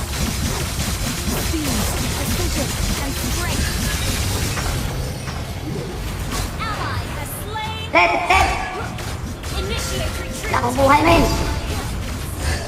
2 HP ako, men! Initiate retreat. Ayun, si Badang, men. Nice, Badang. Push, Badang.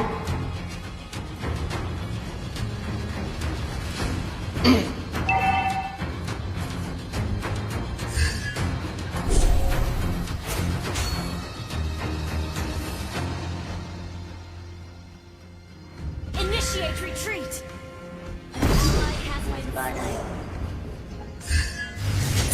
That's the rhythm.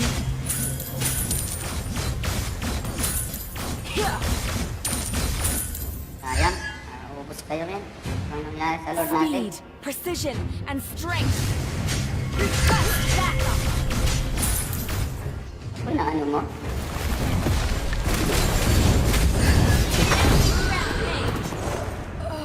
Ayaw ko doon. Bakit ko yun? Ubus ka niyan. Tanid, atake na!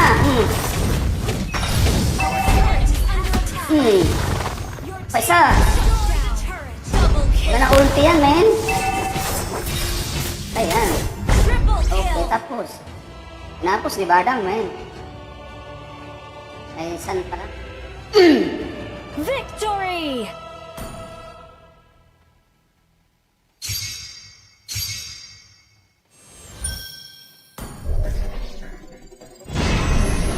Ano niya ako? Ako malang.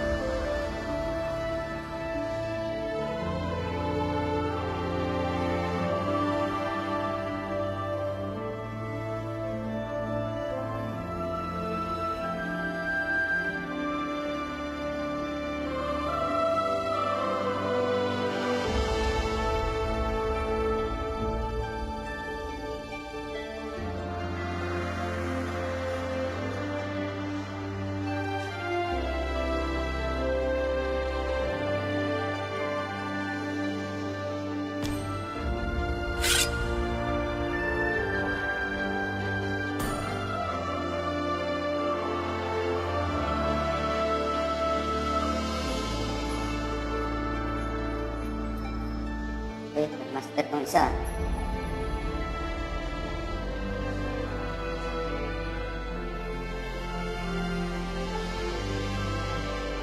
Okay. Malis.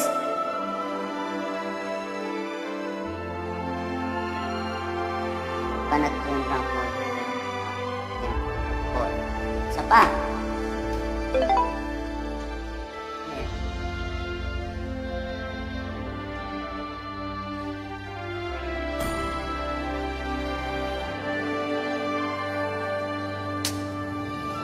Ba't ka pa isa, men?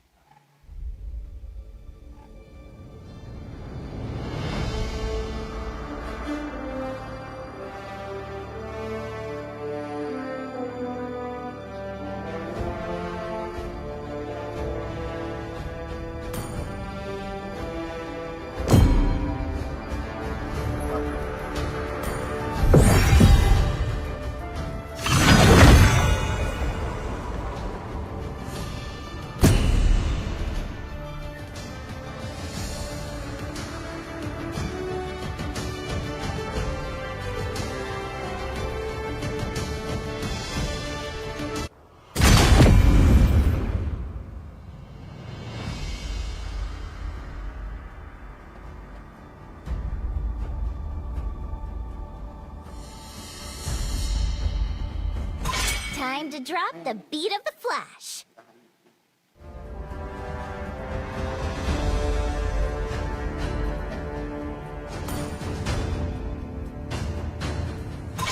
My fists are unflinching. I'm bound by nothing.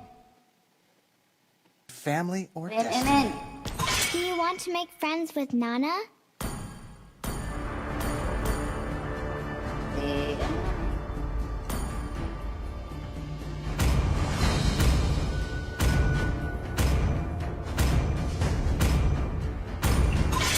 Valor and royalty in a dead body.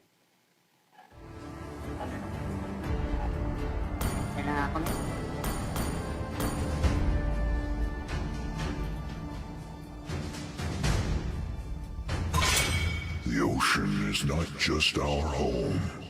It is who we are.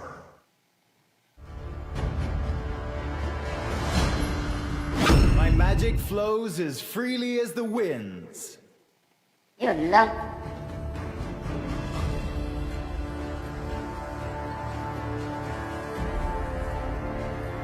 Ba't tayo? Invest natin. 55. Oldalus still has a few tricks to show! I am the moonlight that breaks through the darkness. Gag.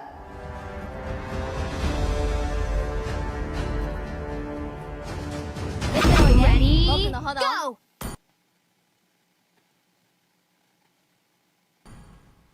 No one can escape my Dragonborn is back! Uy, na-okay ko pa. 4 minutes eh.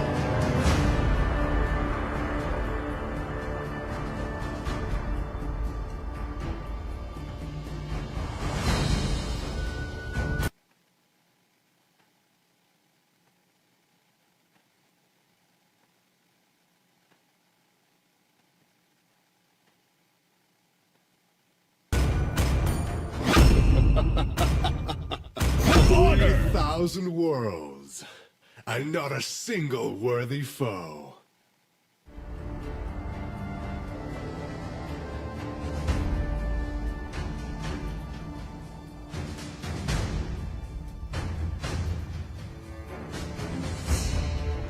Ano, walang hero, naubusan ah.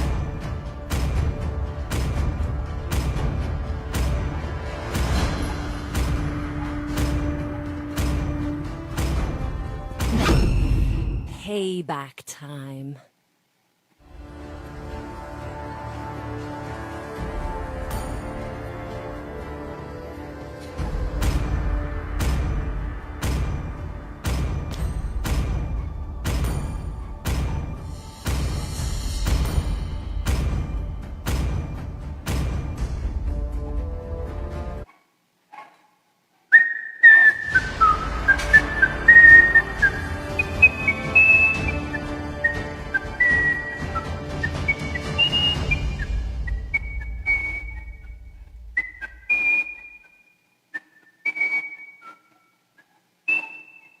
Tapo ng live natin, men.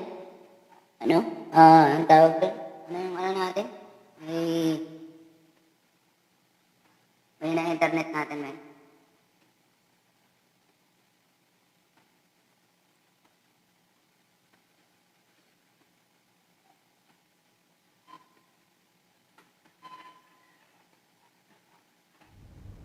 Welcome to Mobile Legends!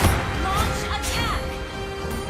5 seconds till the enemy reaches the battlefield. Smash them! All troops deployed!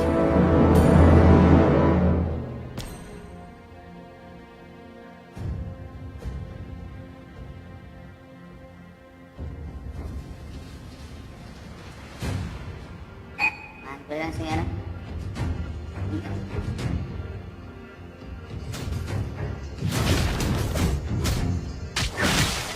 Shattering is the easiest thing.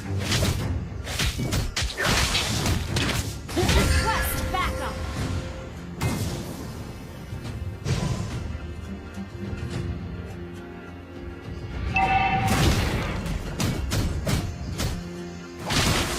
I'm the perfect fusion of speed and strength.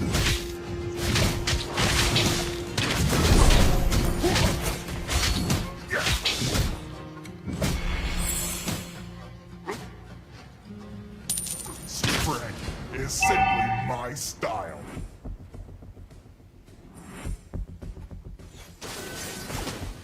First blood. Launch attack. Puta, may flicker doon. Request backup. Artist of combat. Sana boy.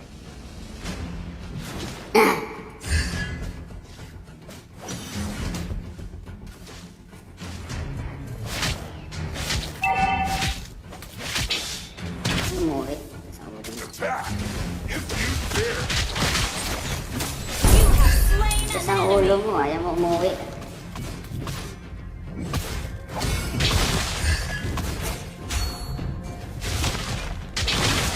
Request backup. Ito! Sis!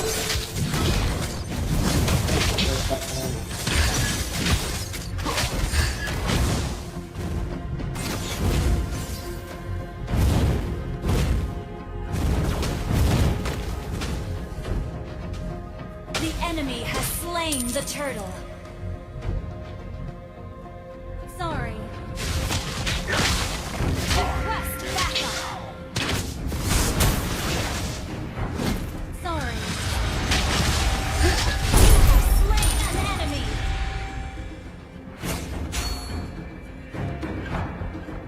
Request backup. Simply my style.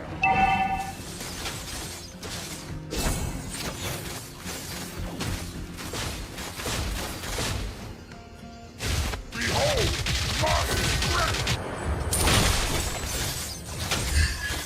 Ally has been Ay! Kabuhok lang buhay niya, men. Sorry, man. sorry. Sorry. Perfect fusion of speed and strength.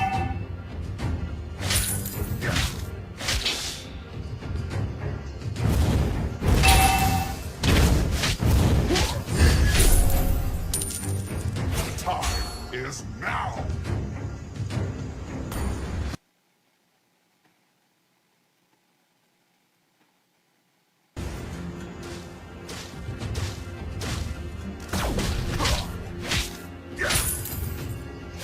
Shattering Tapang Lela, men. Dito, sila mag-isa.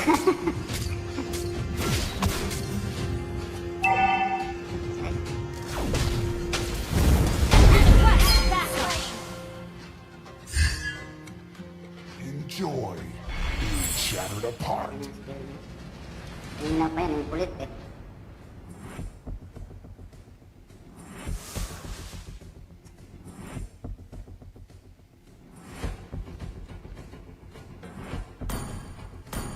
Request backup. Launch attack. You dare! Request backup.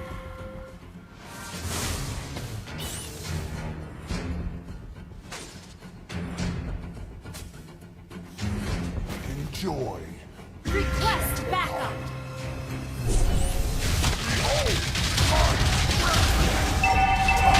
Is now.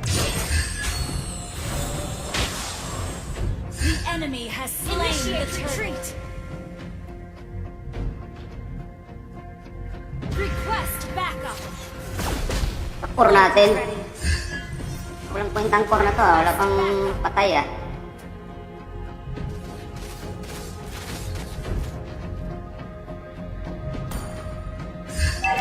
I'm the perfect fusion of speed and strength.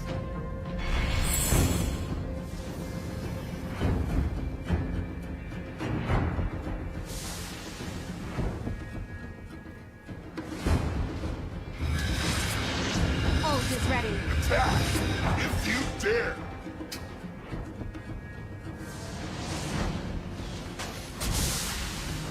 Ang dami sinisang ng skill na.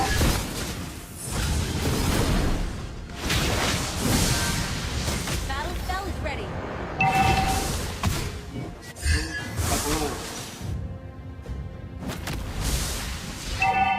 Shattering is the easiest thing. Uy, ba't sila ilan na sa ano na...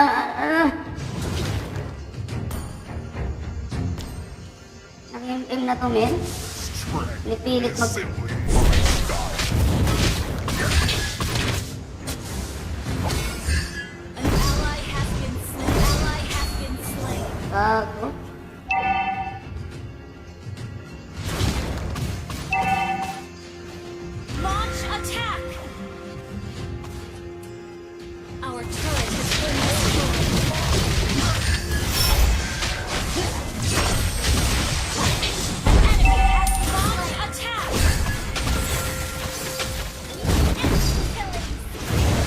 Ang ina, Mia, bubo mo. Our turret is initiate retreat. Request backup.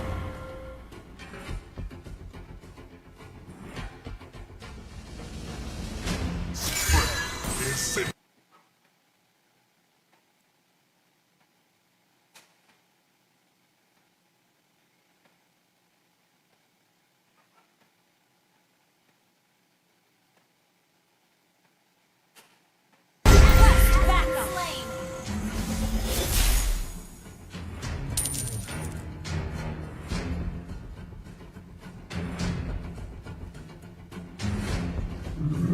An ally has slain the turret. Enemy has been slain. Double kill. Request backup.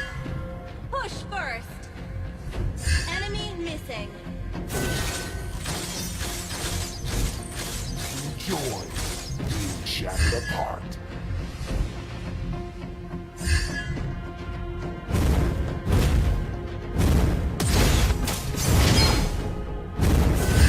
Attack if you dare. Initiate retreat. Artist of combat. Tumabo na si Dayla sa'yo ah. Naka 3-1 na oh. Bubong puta. Ult is ready.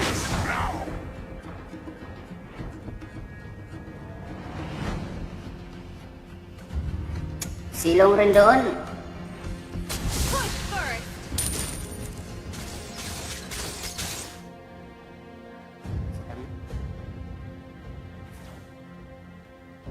Shattering is the easiest. Our turret is under attack. Our turret has been destroyed. Shut down. Your team killing spree. Double kill. Double kill, man. Shut down. Hina ka pa. Enemy double kill.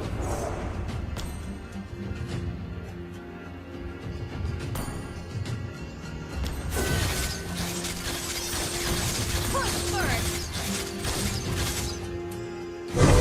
Strength is simply my style.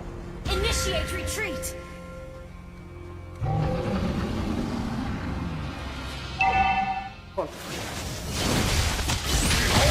Killing spree. Double kill. Kill again and again and again and again. Si Parsa naka-double kill, man. Push first. Ay na naagaw, man. Enjoy being shattered apart.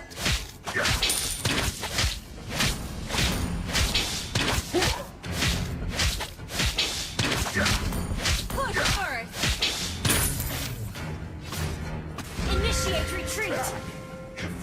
Enemy Yan, has kakanti ka na. Yan, binubugbog ka niya. Yan. Ay mo! under attack. Slain.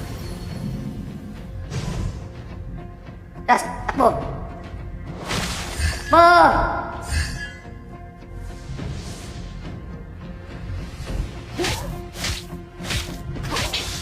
Request backup.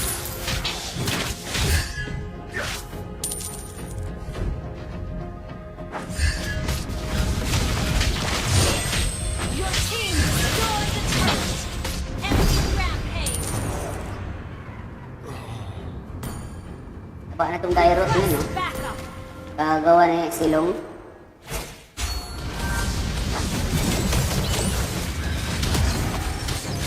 Unstoppable. Tulong dito! Request backup. Enemy unstoppable. Bagal ang putang ina. Bulin mo yun, oh! Anong silong na ito, yung bubok eh. Push Mars. Attack. Push first. Lord! Request backup. And strength.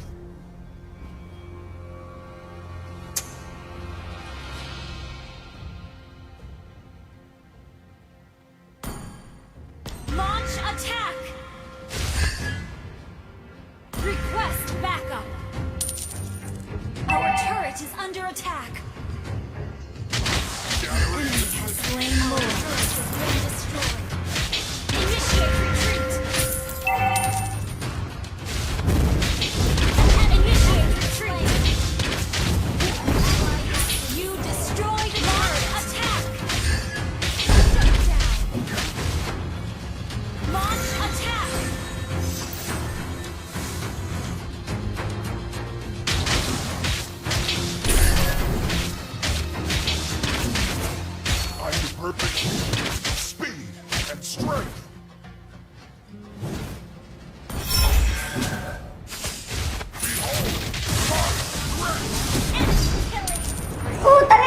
gumana yung second skill. Bubo yun ah. Patay dapat yun ah. Yan, si Bit. Ay, sus. An ally has been slain. An enemy has Anong been silong? slain.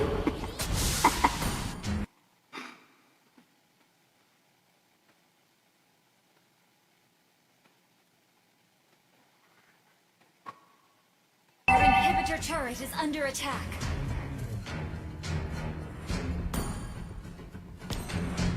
The time is now.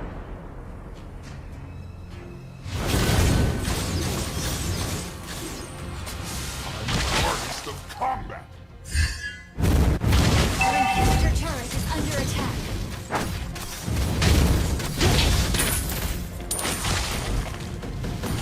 An enemy has been slain. Strength is simply my style. Dito mo yan, dito mo yan. Ito. Ah! An enemy has been slain. Tingnan mo pa ha. Push first. Nanihina ka pa ha. Muntikan pa ako dun ha. Being shadowed. Under attack. Been destroyed. Yan, durugin mo yan. Tutangin na talagang silong na to eh, no?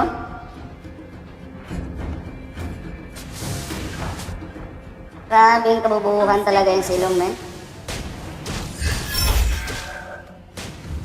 Grabe.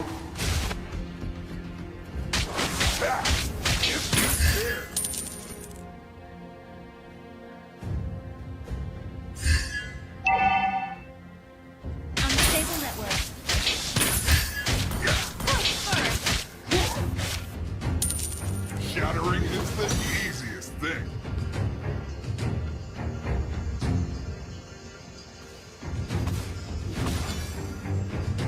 Tara, tayo sa akin. Sila sa lahat ba ba? Uwi ko yan. Launch attack. Uwi ko yan.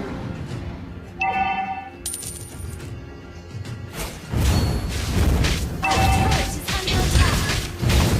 You destroyed a turret. You've been destroyed.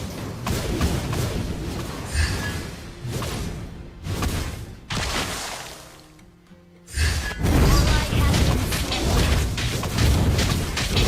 You destroyed a turret. Launch attack.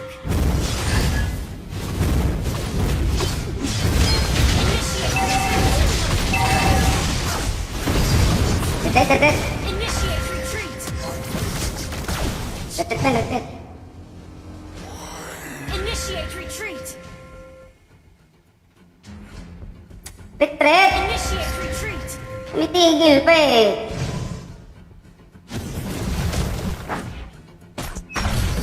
Dead! Ayan. Lakas na yun. Level 50 na yan, man. Shut down. Nice. Lord. Request slain Lord. Launch attack. Launch attack. Akal ng items ko, man. Launch attack. Tara. An ally has been launch attack. Launch attack. Double kill. Uli mo! Bro! So may lord sila, men. Launch attack. Push first. Launch attack.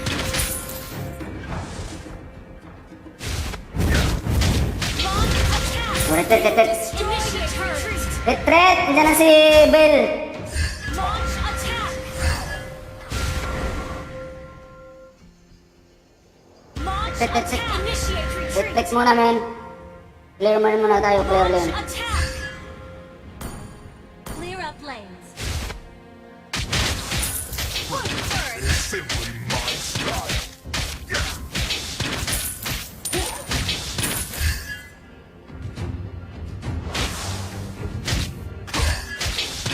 Initiate retreat. Clear up lanes. I'm perfect. Initiate retreat.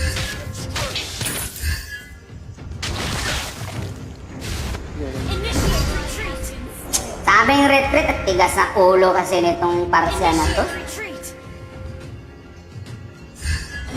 Initiate retreat. Enemy has been slain. Initiate retreat. Retreat, dito ka ba punta? Huwag ka ba palayo para matulungan ka. Our inhibitor turret is under initiate retreat. Request. Our inhibitor turret is under attack. Our turret has been destroyed. Launch attack. Okay, di ba? Patay, men. Ayan. Being shattered apart. Request backup. Paano mo ka? I'm the perfect Initiate retreat.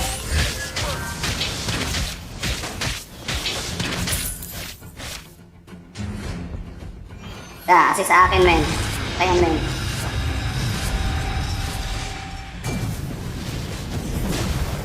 Initiate retreat.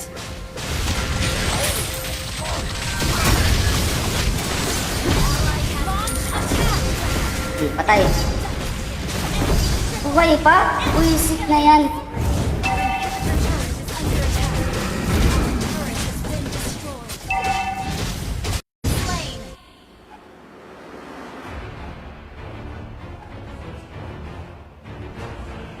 Defeat.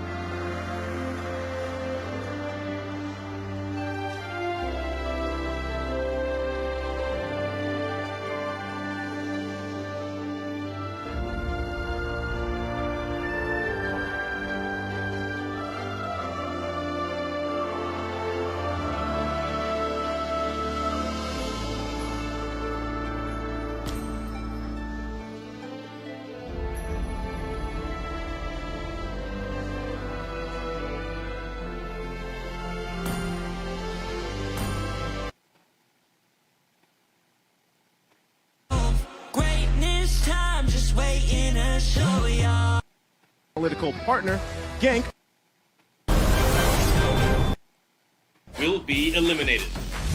Bricks in all sorts of colors and designs. The Secret Lab Tiny Evo 2022 gaming chair is designed to keep everybody seated in incredible comfort for a long, long time. I like it. And also, I love the new suit, by the way. Speaking of style, never go out of style when you wear in-game with Gank, a lifestyle fashion brand made for the modern gamer and is the M4 World Championship official merchandise partner. Grab the M4 merchandise at www.gank.asia today.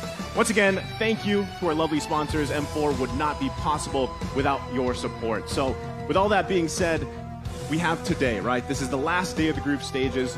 We are going to be taking a look at the format just in case you haven't caught up with us up to this point. It's day 4. You might be wondering at home, how exactly is the format of M4? Well, let's take a look at this clip here to explain just how that goes, and also so they have an idea on the knockouts as well coming up just a couple days away. Well, let's take a look. This is your moment. Mara and I will count to 3. You lift the trophy as high as you want. Best 16 teams in MLBB M4 World Championship will be gathered in Jakarta, Indonesia. One dream and one goal only. Make sure all the players, teams, and fans alike are on the same page. It is time to reveal the tournament format. In M4, all the qualified teams will compete in 2 stages to achieve greatness. Group stage and the knockout stage. The teams will play a best-of-1 single round robin during the group stage. No team will be eliminated during the group stage. Now, let's take a look at the knockout stage format. It'll feature a double elimination bracket with a total of 22 series. The first 2 rounds of the lower bracket will be the best of 3. The other series will be best of 5. Except for the grand finals, which will be best of 7. Now the knockout stage upper bracket will feature the top 2 teams of each group from the group stage, and the bottom 2 teams will start at the lower bracket. The losers of the first round of the lower bracket will be eliminated. The M4 knockout stage will be spread out across 9 days, where there will be a live audience for fans like you to support your teams. And that's all you need to know about M4's tournament format. Remember to tune in and see you in Jakarta. Dare to dream, dare to be great.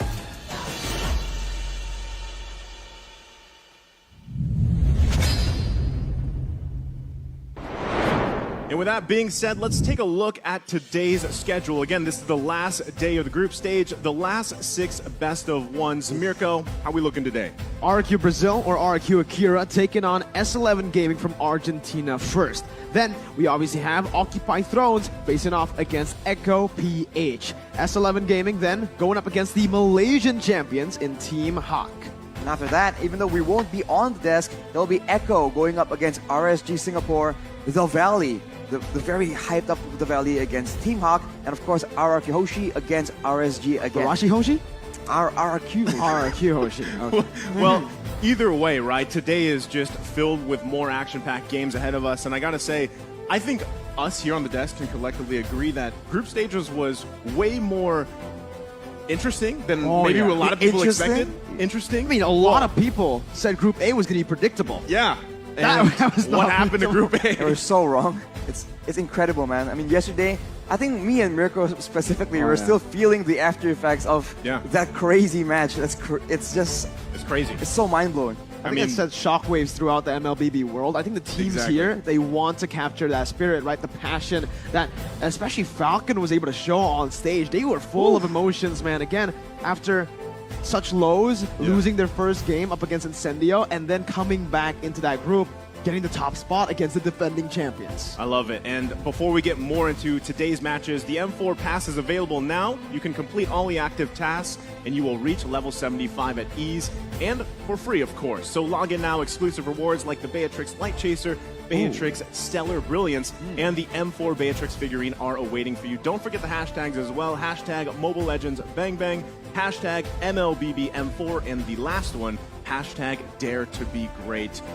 I mean, we've had plenty of times to go ahead and grab that. I hope you're level 75, Arashi.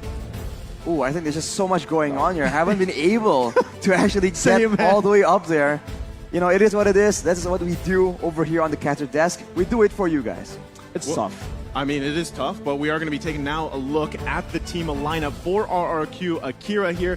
We've seen them play up to this point. They're very exciting and a very just well put together team, right? Here it is. We're going to look at it again. Saigon in the mid lane, Takashi the XP lane, Gusta La Gusta in the gold lane, King in the jungle, and Luis the roamer.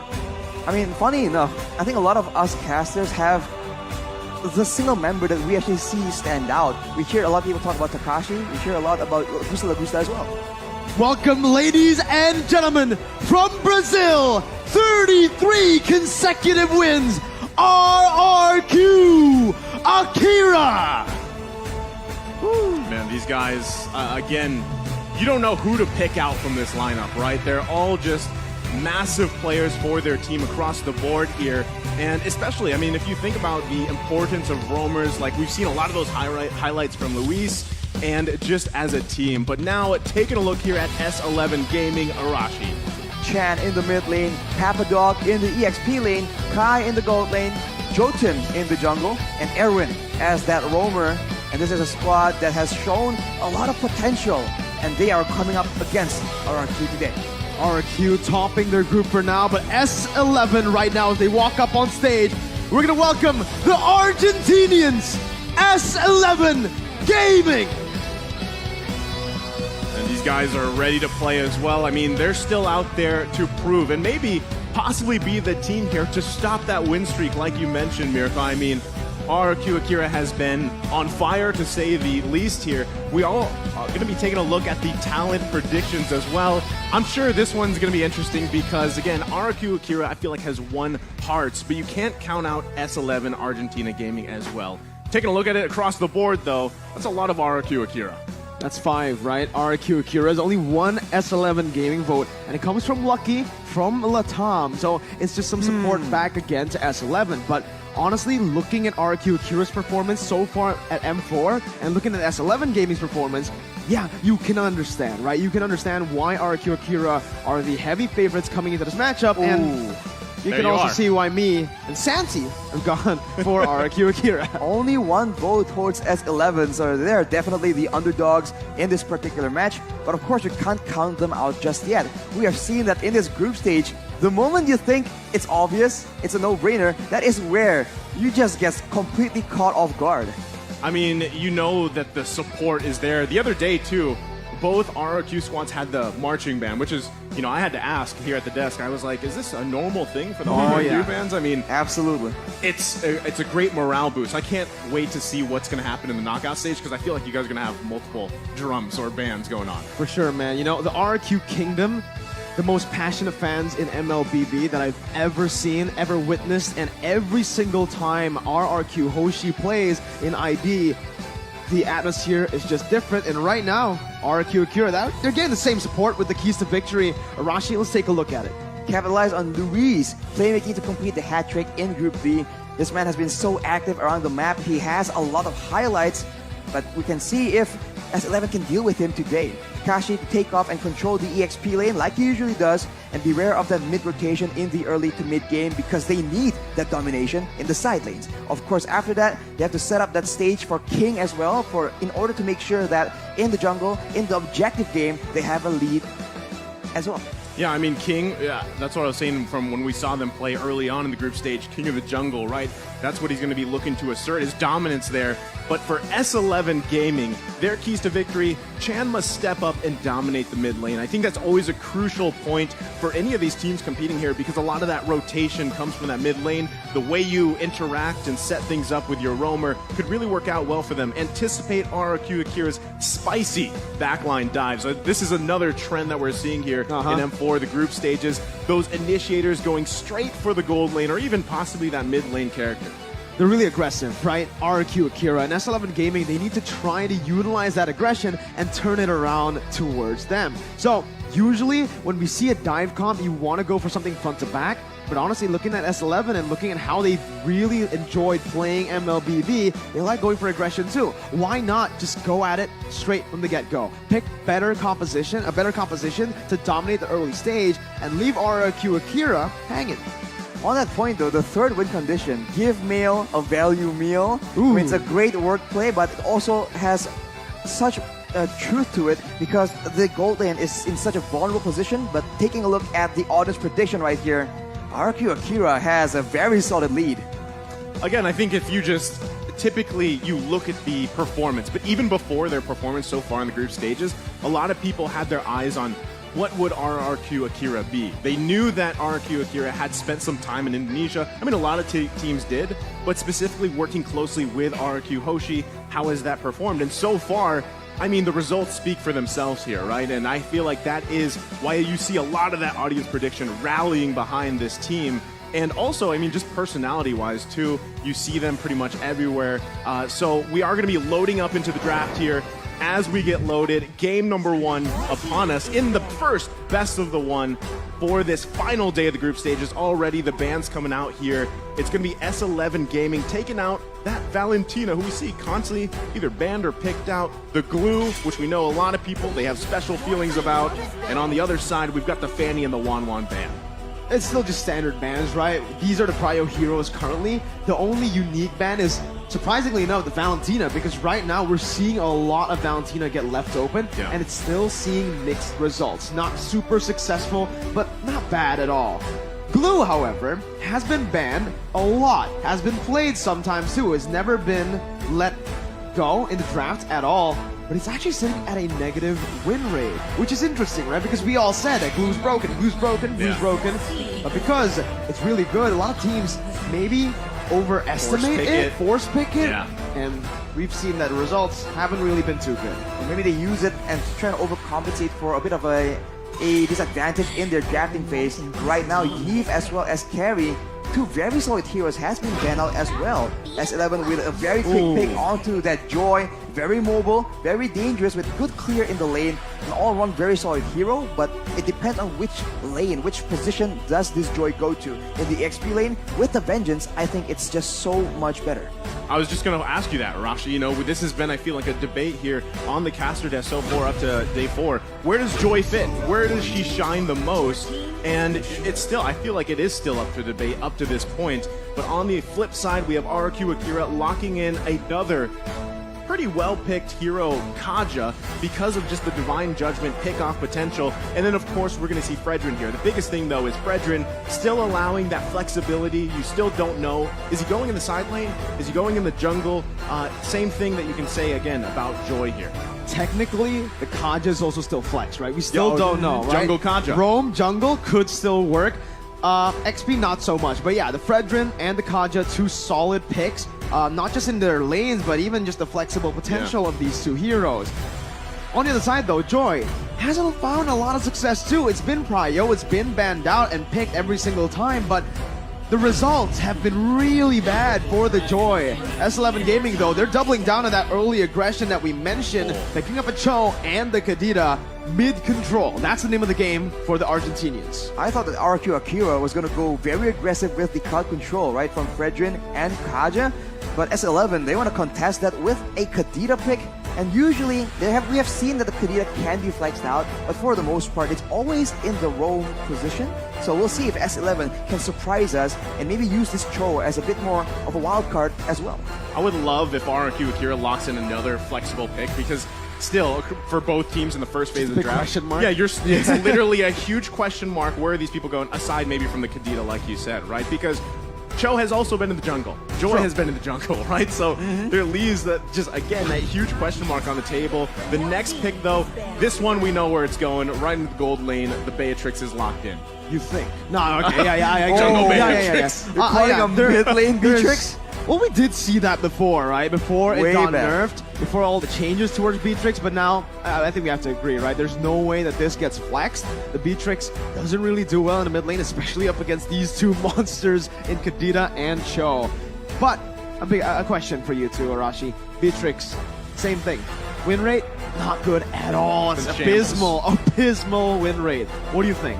I think a lot of teams have been playing the very mobile, very fast movement compositions, and Beatrix right now relies so much on the abilities landing, which makes it very, very difficult. So you need a very particular setup to ensure that the bulk of the damage does reach the members of your opponents.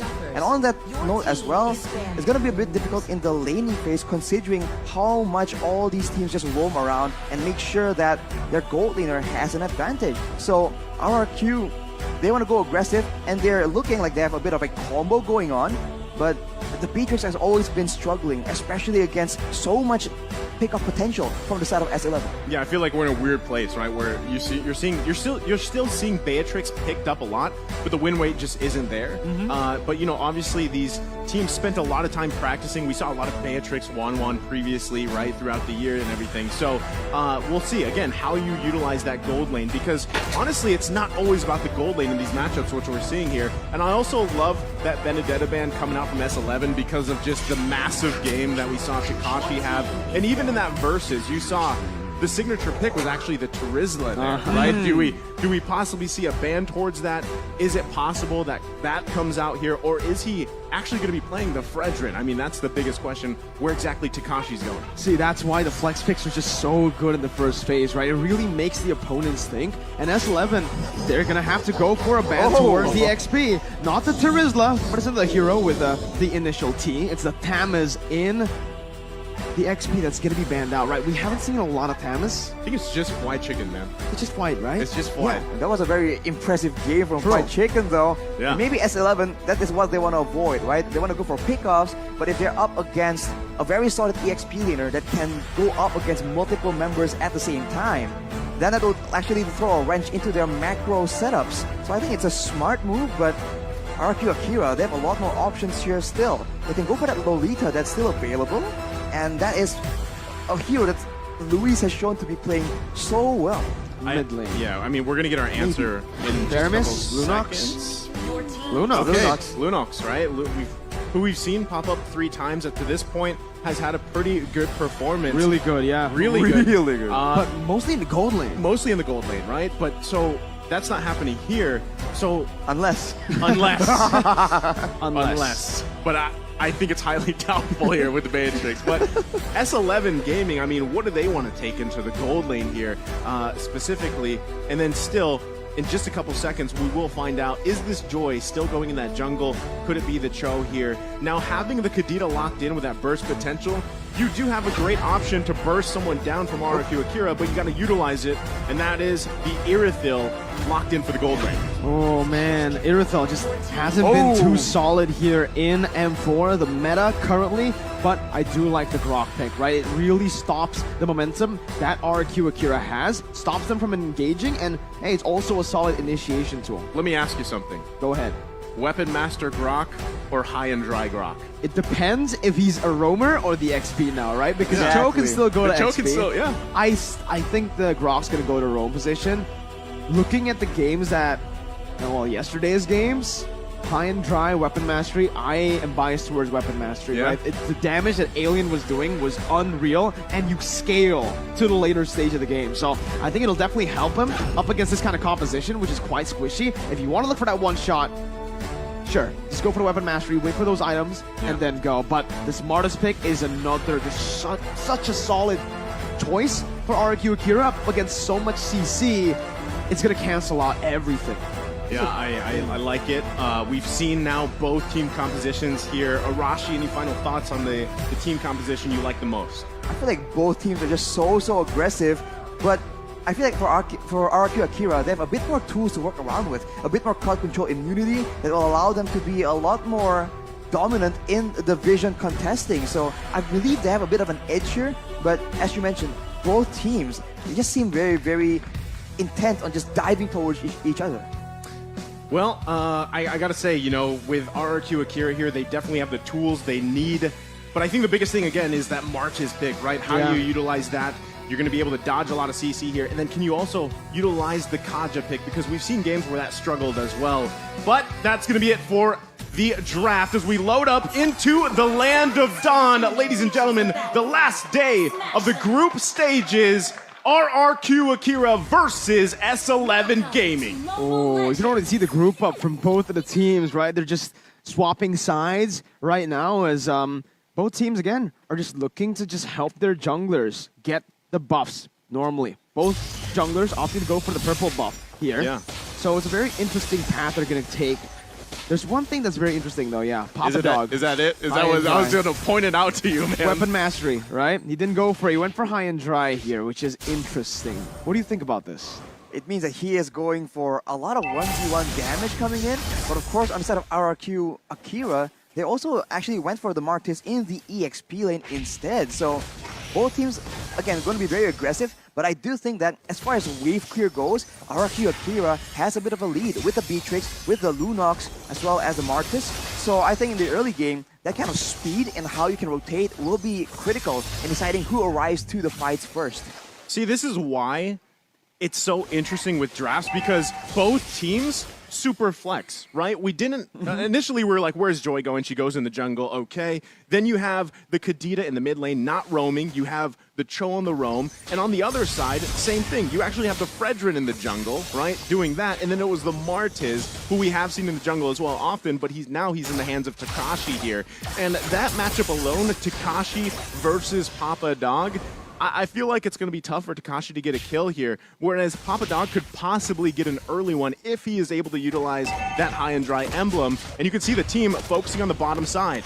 Already right early on, Takashi though, on the Martis. That's why they actually opted to put the Martis in the XP lane instead of the jungle. And instead, they went for Fredrin in the jungle, which is, again, a weird style, because usually we do see the Fredrin get placed into the XP. But now King is already rotating towards that turtle side, going up against Papa Dog, Jawton, and Erwin. As Erwin jumps in with Way of the Dragon, able to actually bring King all the way back when Takashi looks for a steal. The Divine Judgment comes in onto Jawton, but it's still going to be S11 who takes the turtle. Both teams disengaging, and S11 walk out with the favorable trade.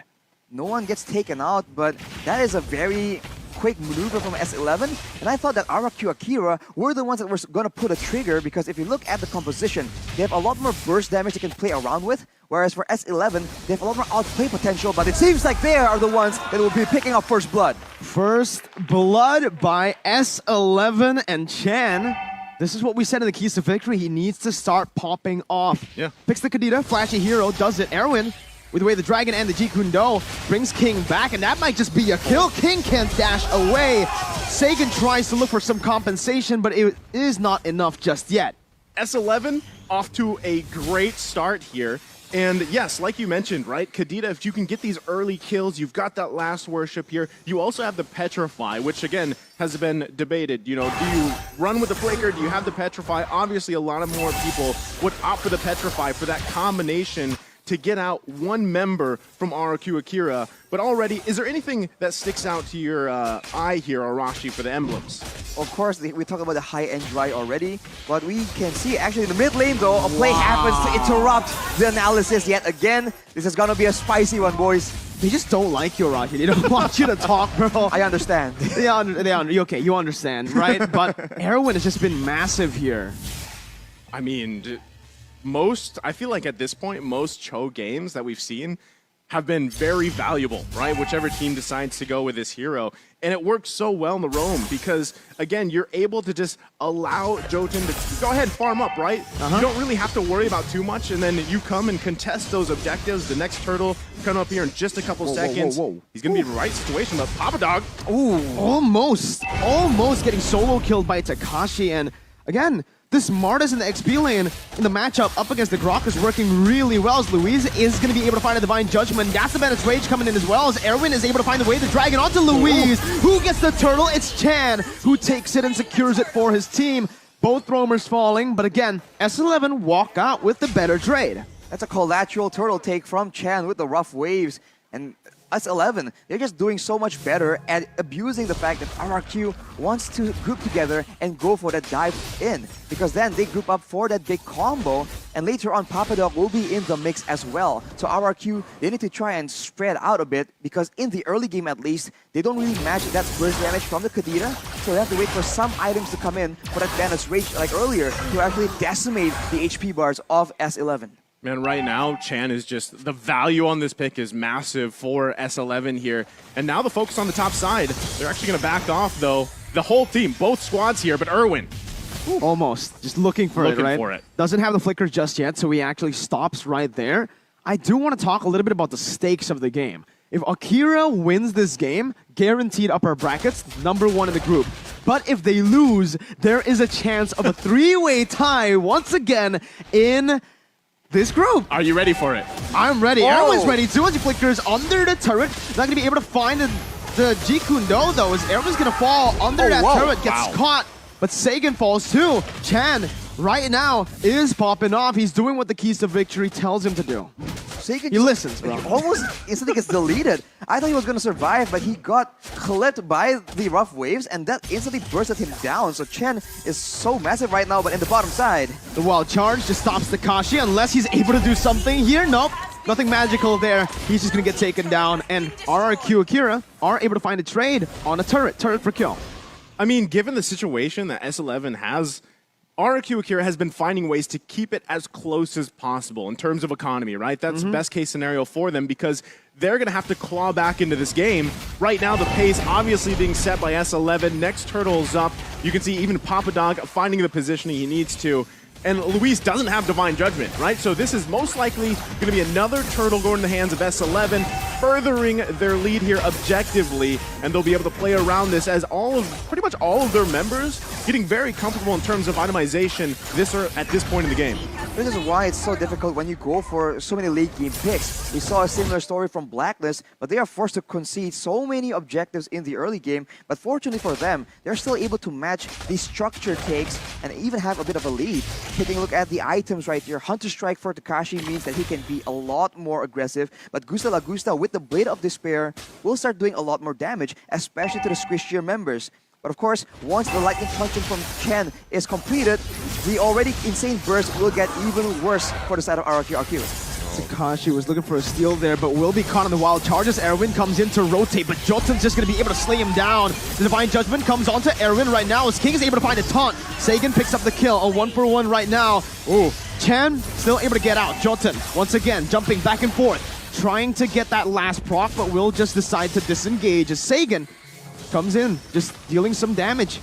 And that whole time, Gusta Lagusta almost got taken out on the bottom side by Kai. So, I mean, that's just showing how much of a sort of vacation mode Kai has had. There might be focusing here on the bottom side, but Jotun not even going to let King and Luis get close enough.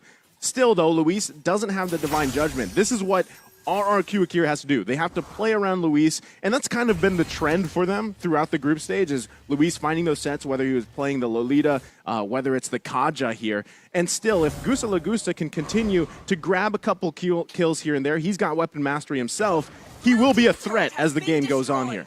Luis, we have seen that he really does do a lot more flashy things when he has AoE crowd control that can set up his whole team for a big fight. But whoa, King! Erwin is able to find that right now, but everybody just collapses. The Petrify is massive by Chan. He finds the Lunox. Sagan's gonna fall. And Luis as well to Kai, who picks up a double. Gusta Lagusta rotates back into the mid lane, but it's a bit late. Takashi is gonna be caught there. Jumps in onto the bush, and S11, they've timed that perfectly for the neutral objective to spawn, and that's the Lord. I wonder if RRQ Akira can be considered doing good or bad right now, because they've been losing a lot of fights, but at the same time, they've been able to minimize the goal difference, the structure difference as well. But now with S11 taking that Lord, if they play the macro game properly and manage all three waves at the same time, they have a chance here to, at one fell swoop, just break down multiple turrets from the side of RRQ Akira. Man, Erwin... still, just finding these little moments here. We're going to take a look at the replay in just a second, presented by TikTok here. Look at that, right? This is what we call the TikTok play in the Philippines. Comes in with that combination and doesn't die. Like, he's able to survive as well. And then the double there from Kai. That is a massive value here for S11. What? Hey, yo, what happened? Chan just got caught, and Jotun's looking for that ambush. Luis is going to be taken low. He doesn't have the Divine Judgment, and Jotun's just going to be able to walk him down. Takashi on the back, forced to flicker out very low. Jotun gets traded back as Gusta Lagusta picks up a mega kill. But man, it's just action everywhere, and they don't stop. They're still going. Sagan comes in with Wild Charge, will cancel that damage out. Erwin jumps in, now bringing him back with Wader Dragon. As Kai is going to be able to actually deal the damage back onto him. But Gusta and King traded back once again, and it's a shutdown over to Gusta. Man. This is a tough situation here because multiple shutdowns were picked up by Gusta Lagusta in that fight. Look at the damage right now. Okay. Out of nowhere, he is 6-0. Okay. The Beatrix does damage. What was wrong with all the other Beatrixes at M4? What's with the win rate? Yeah. He's 6-0. It's Gusta Lagusta, man.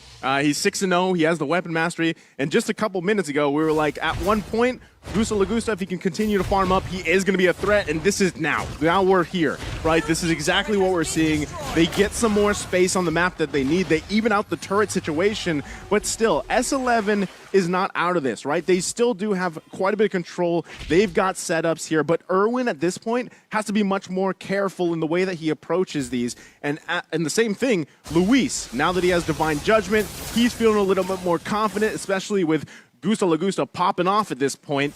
He could find a setup that he wants, and then that's an immediate -1 for S11.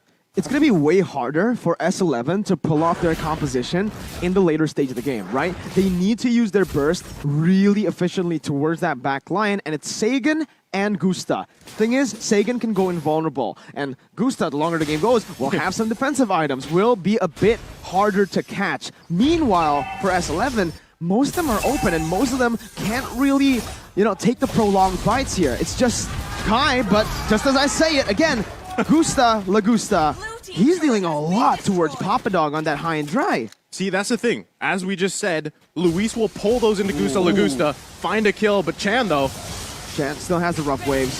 Is going to be able to get out of that one. A good snipe over just to poke Erwin down.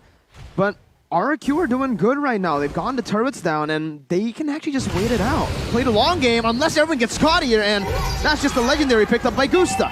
That's insane, What man. is Gusta? What? This man's insane! It's such a tough situation right now because Gusta is relatively survivable. Wow, that's a lot of damage, but he has a Has clause as well, so he is sustaining a lot in these fights, and later on, Luis can transition from being an engage tool to a peel tool to ensure that Chan or Jotun, anyone who just dies in the back line, can get instantly shut down and destroyed by the damage coming in from the 8-0 right now, Gusta Lagusa. Oh, look at Chan. He's looking for a setup here on Gusta if he can find it. Oh my god, Sagan actually reads it out. Chan's still able to dish out the damage, but again, that's where the Lunox comes in handy. I thought I was going to hit, and then he's going to go for Luis ult, on the and then he hunt, goes though. for the hit. But yeah, Luis is on the hunt.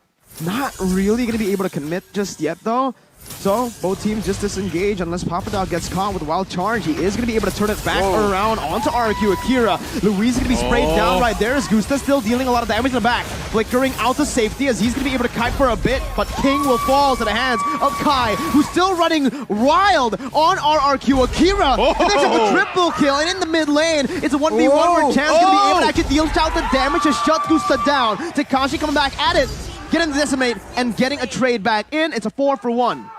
Out of nowhere. That's a 4-for-1 after securing the Lord. Both these teams right now, after taking a Lord, has gotten taken out very decisively. What is going on? RQ Akira, they stood there with two members in that late game in a Lord push situation. I mean, now we've been talking about Gusta Lagusta, and Kai has heard it, and he's like, what about me, right? He's 7-1-3, just had a massive play there. So either way, this game can be anybody's game. S11 still in a good position, and a lot of it still. It's the same thing mirrored across these two team compositions. Who gets that pick off? Who finds a person out of their team? I mean, if it's Papa Dog, great, right? If he can get someone from RQ Akira out of here, and that target is most likely probably going to be Takashi as we see him try to focus on these side lane pushes a little bit. But still, as we're about a little over a minute away from that next Lord, it is going to be a crucial to who has the numbers advantage leading up to that objective. But taking a look at the items, how are things going here, Arashi? A Cursed Helmet and an Oracle for Jotun in the jungle. This is a bit of a hybrid build. He wants to do some damage. He needs to have enough to threaten the backline, but still be tanky enough to survive these big crazy fights. As I'm analyzing, the fight breaks open again, Mirko. That Divine Judgment was massive, finds the member, but Chan's gonna be able to trade it back onto Sagan, onto Gusta. Kai is still dashing away. Kai is the way of the dragon, brings King back, locks him down for Jotun to deal the damage back in. Erwin with the G Kundo knocks him up. It's an upset in the making once again, as it's another 4-for-1. Can they actually push into the base here? It's only Luis. There's more than 20 seconds. They're going in. Erwin with the Flicker combo and the Jeep Kundo. The mini-waves needs to be cleared out. Luis is trying his best to actually buy some time. 5 seconds onto the Lunox right now. That's going to be Luis jumping in again. And that's S11 Gaming pulling another stop to upset the odds. RRQ Akira is down. Their 33 consecutive wins have been shut down by S11. That is such a crazy situation here. The fight is so dynamic, they don't really know what's going on. But S11, with the superior burst, with the more dangerous pick of potential going towards Gusta Lagusta, they're able to make it work. This is an upset, and I think we saw the stats earlier. Everyone is wrong. Ankarakai. I mean, I gotta say, we painted the picture early on. Group stages has been a surprise for everybody, and it's not done yet, right? This is only the first match of the day, and already You saw the audience prediction. You saw the caster talent prediction. It was pretty much all RRQ Akira. Well, now here's S11 Gaming. You can't count them out just yet. Three-way tie. Now it's possible. RRQ Akira 2-1. And S11 1-1. They need one more victory to actually get the same score. And then, dude, honestly, this is crazy. It's possible. 10 games later? 10 games. Maybe. 10 games Are we later. ready? We might have to call back. Well, can we get confirmation, right? But man, what a performance there from S11. It's actually very similar to Falcon, right? Again, everybody were writing them off after the first game against Valley, and then they just popped off. They showed why they're meant to be here. They've proven. And that one, Latom Caster, who predicted S11, he's probably just... He's jumping in his seat right now, man. Never doubted. Never doubted them. I mean, full support, but this is why I just think, you know, out of the M series and everything else, this was one of the most hype, interesting, leading into knockout stage. I mean, we've seen the likes of even Blacklist International have a setback, right? I mean, that's true, and a lot of these teams are out to prove a point here. And I gotta say, we were talking about Gusta Lagusta. He had a massive game himself, but I feel like at one point, you just had a hard time at really trying to escape all those initiations, those tools that S11 Gaming had. And even Kai, right? Kai was popping off as well. And that's when I was like, hold on, we gotta quit talking about Gusta Lagusta. Let's talk about Kai here. So, I would you're talk saying, about Kai, but despite Gusta performing that well, the B-Trick is still not successful, right? Unreal. Not. Exactly. It's just B-Trick's curse. I mean, I was gonna talk about Kai, but there was just no time. Action just kept piling on. I want to say that in the late game, with more quote-unquote assassins on the side of S11, they have a lot more chances to pick off Gusta Lagusta, especially with this build. He has the Wind of Nature, but that's about it. At any moment, Chan and Jotun can both jump at him, and he has no defenses against them except for sustain. And on the flip side, if RRQ Akira wants to try and dive towards Kai, he is on an Irithel. He has the sprint as well, so he is a lot more maneuverable in these situations. And as we talked about the burst potential, I guess there's some coming in from Sagan. He has the core items, the Clock of Destiny, the Lightning Truncheon, and the Genius Wand, but the damage does not come out as quickly as a Kadita or a Joy. So composition-wise, S11 have a unfair advantage when it comes to those surprising moments. I mean, one of the big question marks here for me was that Martiz, right? How would you utilize that? And I feel like Takashi really struggled in this game. He got caught out sometimes as well. And you can also accredit that to Papa Dog. He really did find those wild charges where he needed to. He found the angles that he needed to.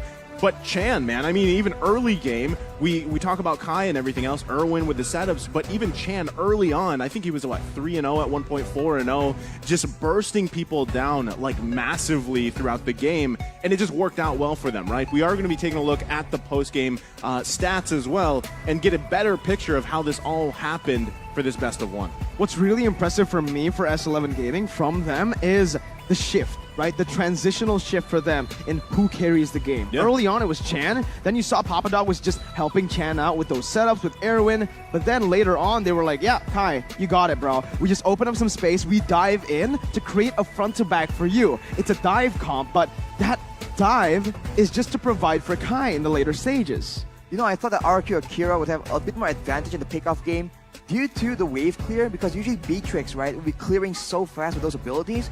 But looking later, just now, in the mid-game, S11 has so much more to work with. I mean, even in the mid lane, the reason why Chan was able to be so dynamic, so active, was the fact that he is on a Kadira, but he is also backed up by a Cho. So the wave clear in the mid lane is just so good. And this duo, Cho and Kadira, is just very, very dangerous. And RRQ don't really have a solution. Yeah, I mean, the combination alone is the solution, or is it Arashi, right? But actually, let's hold the solution here. The solution was the MVP of the game, and it's going to be none other than Kai. As we said, amazing performance on this Irithil. He had a pretty much vacation mode early on, and then he just was allowed to pop off, right? And this really worked out well for him, able to maneuver the way he needed to, especially the way that just Irithil works, where you don't really have to stop and shoot, right? That's one of the best advantages here, but a great MVP performance.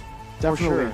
Right? I mean, you could see that, again, Irithil has just not been performing well here, Arashi, in M4.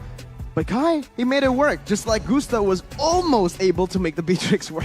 I think it's all about situational context, right? Because in the game like this, we talk about the win condition for RRQ Akira. It's about diving in the back line. So if you're on a gold laner that can just be so mobile, bring a sprint as well, RRQ is going to struggle to find you.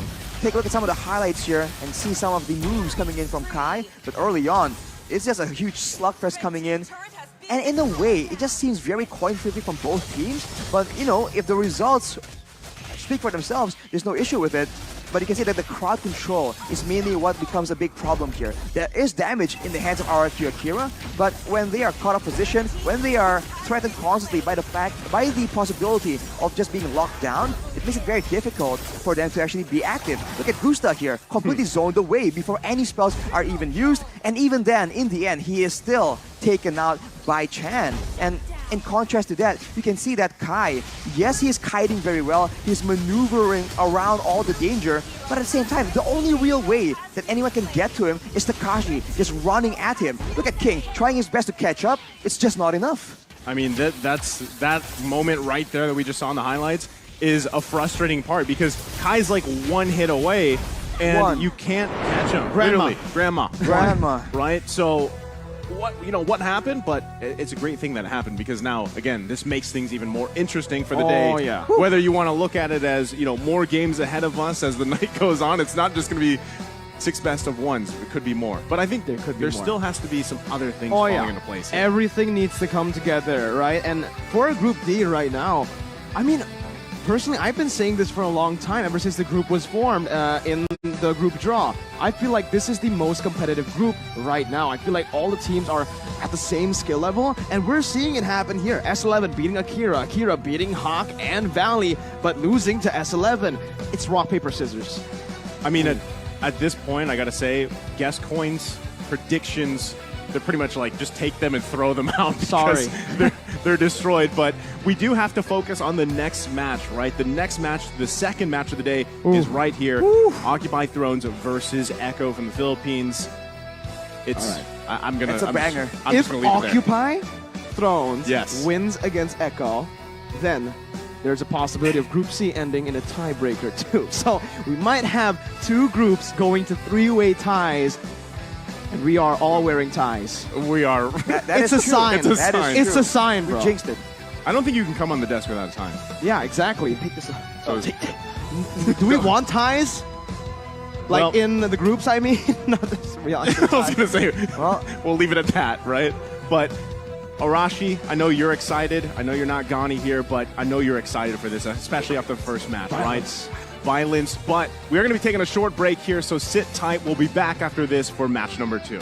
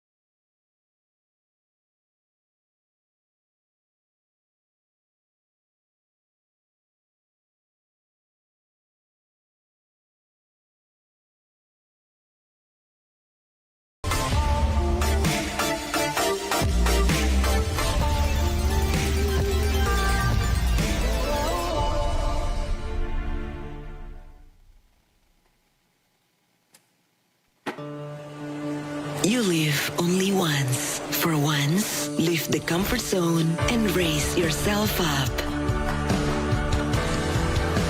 Enjoy the moment.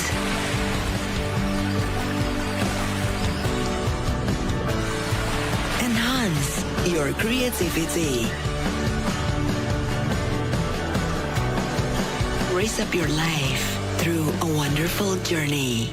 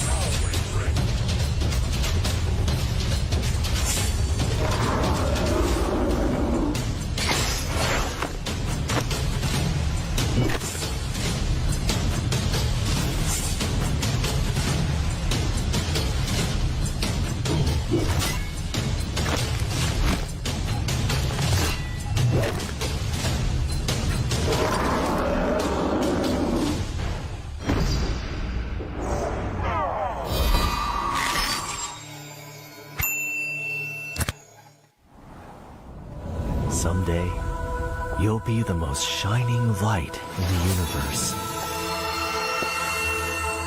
The star will be burned for you, my flare.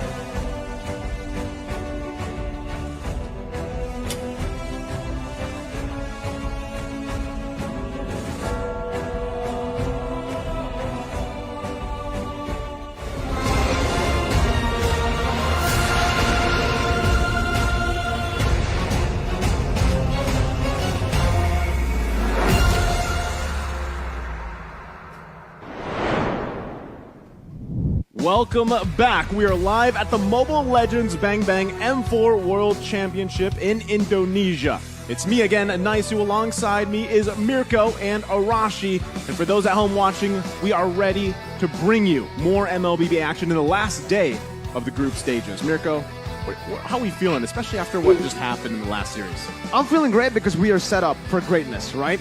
Dare to be great, the tagline for M4, it's real. It's real for every single team. And right now, it can happen for both Group C and D, right? The tiebreaker is still possible. So we just have to witness the greatness. Well, before we witness more greatness, we would, of course, like to thank our sponsors. M4 is powered by MOONtv, presented by TikTok, the official content partner, supported by Secret Lab, the official gaming chair and esports charts, our analytical partner, Gank, our official merchandise partner, MeWatch, our media partner, and last but not least, Ministry of Tourism and Creative Economy of the Republic of Indonesia. And Arashi, any thoughts from the last series and what are you looking forward to for the next one? Well, this sounds repetitive, but I keep saying violence.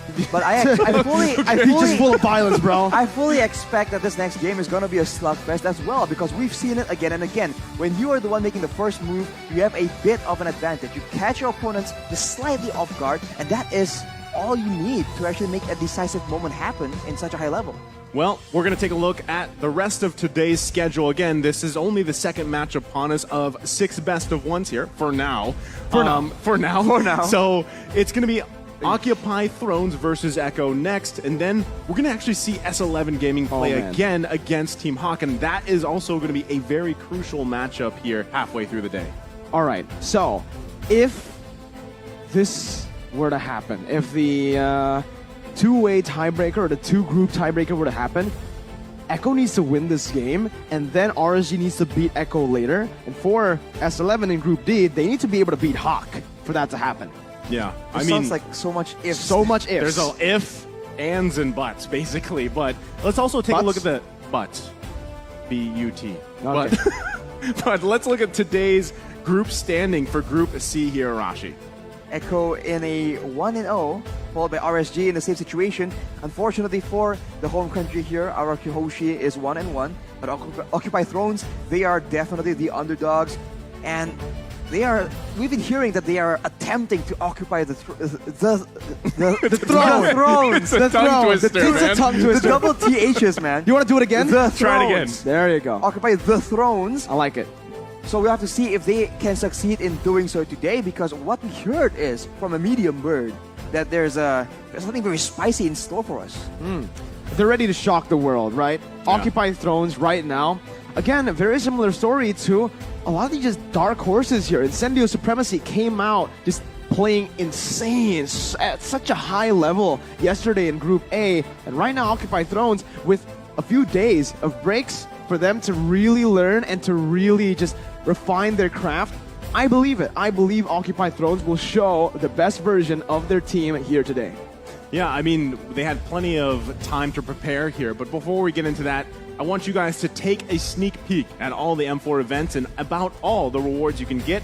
The M4 Pass is already available for purchase. The exclusive rewards like Beatrix Light Chaser, Beatrix Stellar Brilliance, and M4 Beatrix figurine, and more await you. Man, your tongue twisterness has rubbed off on you. But the M4 support chest is also available in the game for you to open for loads of M4 Pass XP on the day of M4 Finals. That's January 15. Expect to get an avatar border for free. Who wouldn't want that? And for free. We love free things, right? And in the M4 Battle Night event, unlock a skin chest by completing tasks and pick a skin of your choice within the chest. That, yet again, is free. Oh my god. Hashtag Mobile Legends Bang Bang, hashtag MLBB M4, and hashtag Dare to be Great.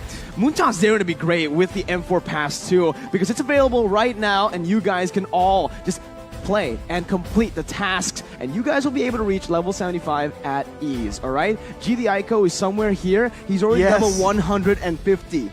Is that true? Unreal. Yeah, he's got the figurine, or well, not yet, but he's already gone all the way to level 150, so he secured it for himself. But obviously, he also got all the other exclusive rewards, like the Beatrix Light Chaser skin, the Beatrix Stellar Brilliance, and the figurine that we were talking about. So you guys, if you want a chance to get that, do it. Play right now. Complete the task. Don't miss it like I missed the Roger fee. Yeah, I feel you on that sorry, because man. I missed it too, man. You know, we are busy as well, We right? are. So Very busy. that's there. But we are going to be taking a look here at the lineups for this match. Again, it's Occupy Thrones and Echo ahead of us. But taking a look first, we're going to look at the lineup for Occupy Thrones specifically.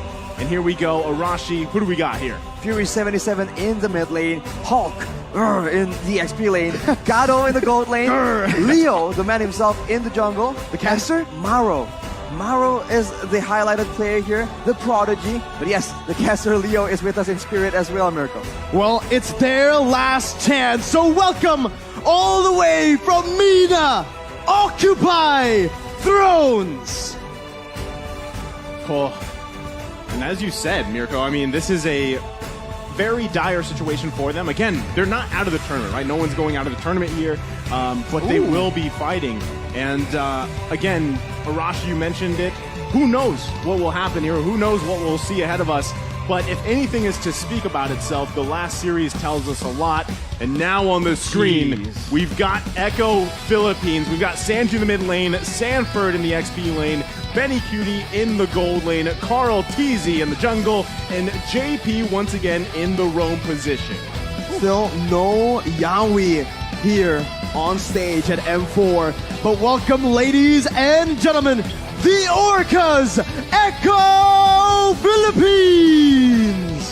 Definitely making a strong appearance here. And JP, all those dynamic engages, very, very scary. So this is once again a bit of a showdown in the roam position. Who can be the more dominant, the more aggressive and successful engager for his team?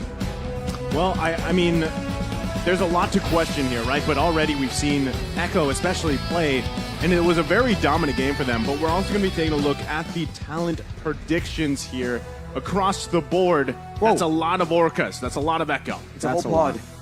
6 right here. What did you guys vote for? We'll see it later. Okay, you know what? Let's look at it, right? I wonder what Naisu predicted. Oh, why are you asking me?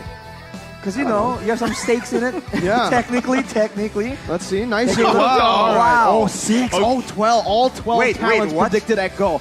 Not a single person in the talent prediction here went for Occupy, even from Mina, Alcubi. Yeah, I mean, shout out to my boy Burrito, by the way, one of the latest additions from the caster search in the Philippines. And yeah, I guess this is to pretty much put it in plainly, is a lot of people are supporting Echo. Also, there was already a massive fan base because of Carl Teasius there, right? And we all know about Carl Teasy. We all know the prodigy that he once was, and now he's this veteran, right? He's this veteran player here. He's there to support the team.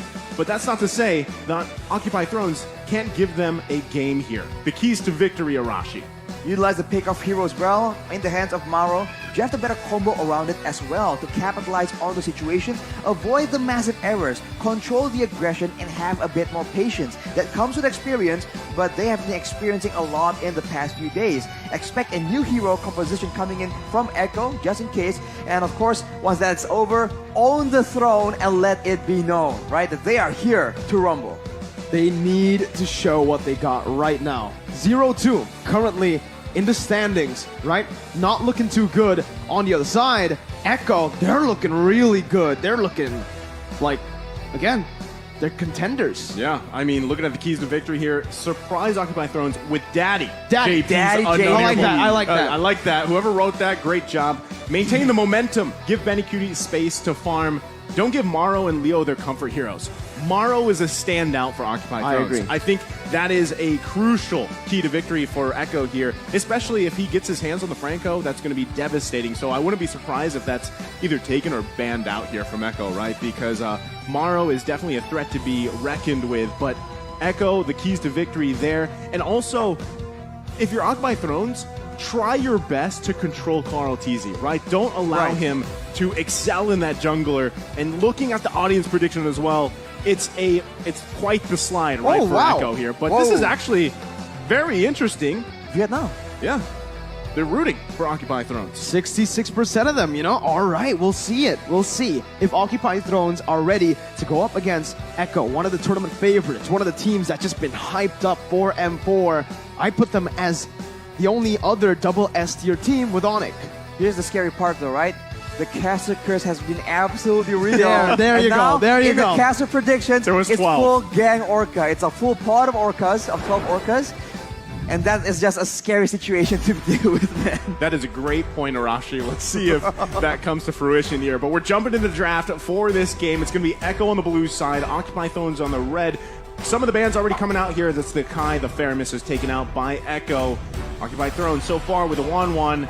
Next band going to come out, it's the Carry. So they're focusing on that gold lane option here for Benny Cutie specifically. They just hate Benny. They don't want Benny to play these marksmen. But hey, you're seeing Echo right now. Their bands are like, hey, Maro, we saw what you did up against Araki Hoshi. It was pretty impressive. So we'll respect it now with the Franco band.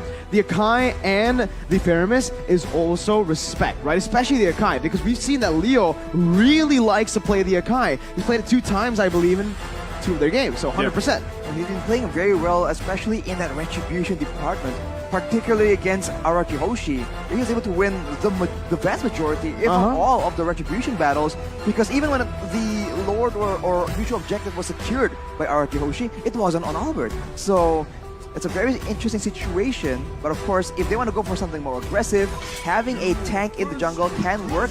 A more aggressive tank, though, will be preferable. I feel like this could be an Eve first pick if they want to go that route.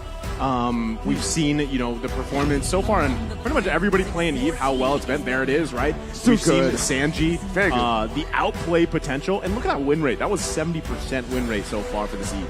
Sanji's probably feeling confident, man. I mean, do you remember the last time he played Yves? Yeah. Solo killed Lemon in the mid lane. Why not? Just pick it up again. But from Occupy Thrones, they pick up the Kaja and the Fredrin.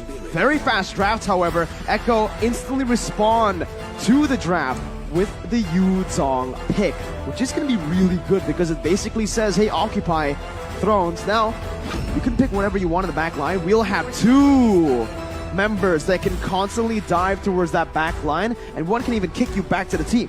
And keep in mind the wave clear available right here.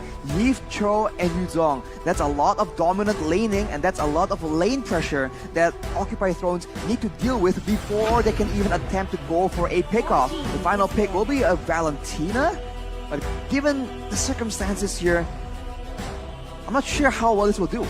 This is reminiscent of Echo's draft when they played RQ, right? I mean, I know you're nodding over here too. You saw it happening, so I'm wondering if those last 2 picks are something similar here. It would be great if Occupy Thrones can maybe focus on those bands and not let that happen to be the same draft. But already looking at this matchup here as well, between the 2 gold laners, we've got Carry for Benny Cutie, and we've got the Leslie pick here. Now, I feel like, this is, the stats are there, but still, Leslie is a force to be reckoned with if she is allowed to get to the point where she is popping off of that true damage, able to get to the late game here. But one crucial thing is Occupy Thrones need to be able to get there, right? If they can get to the late game, and they're rolling, I don't know if they're going to pick the Leslie here, right? But if they want to roll with that, then that is a great option. But like you said, Arashi, Valentina still a highly picked hero, but still we saw the same thing, right? The struggle of Lemon when he was playing against Sanji,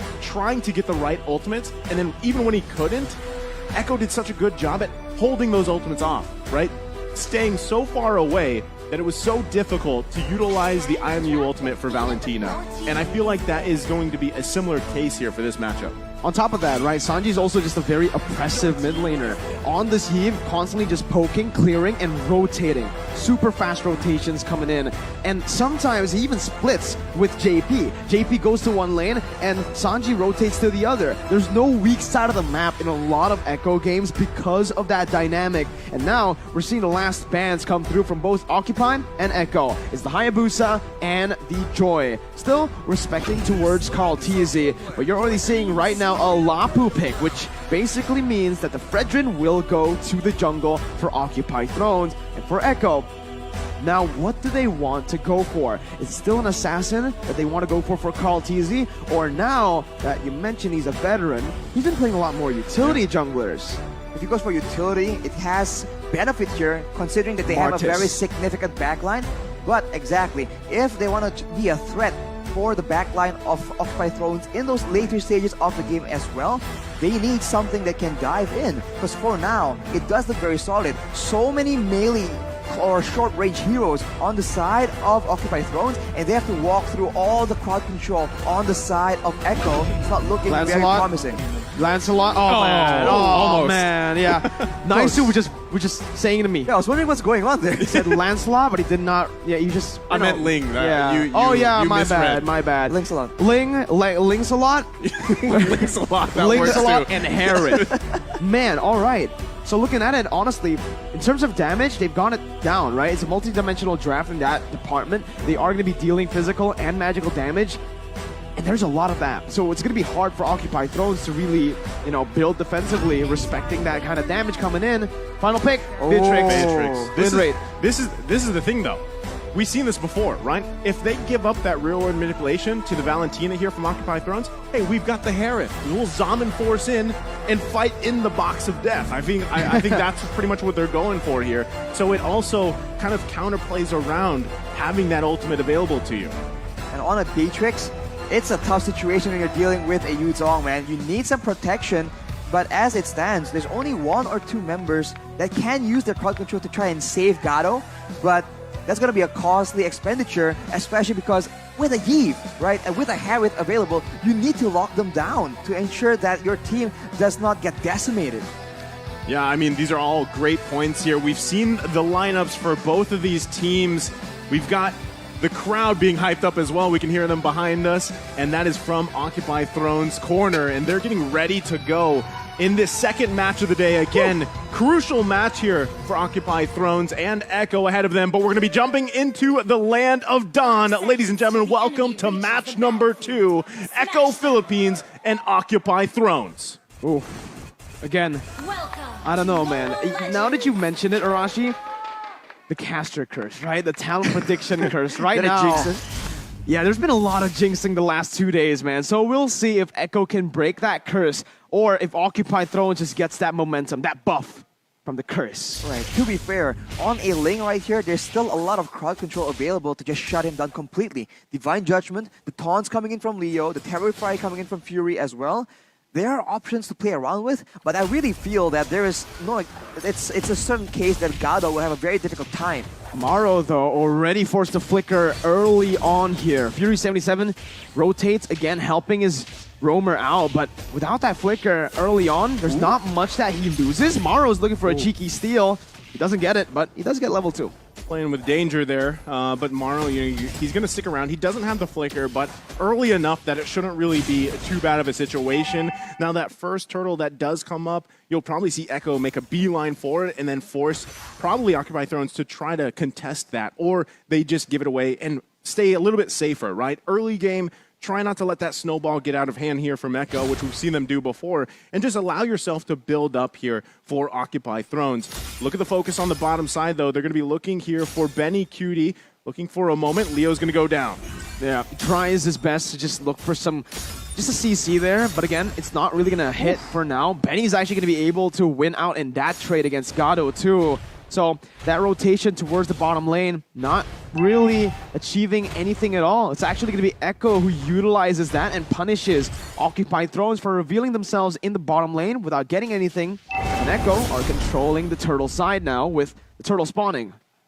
Occupy Thrones, I mean, it's not a bad move to try and go for the other side of the map, because let's be real, in the early game, trying to contest Echo with all this crowd control, all these AoE abilities, it's gonna be a bit foolish of an attempt unless they can get some crazy pickoff. So they go for the play on the gold lane. As you said, Mirko, it's unfortunate they were unable to get anything, not even the turret gold. So for Echo, that's a small victory, one of many, most likely for this game. And I think on its level 4, ultimates are being used to actually engage fights. Maro's going to be caught, has the flicker, gets out again, and someone else used the flicker here. It's Gado in the gold lane.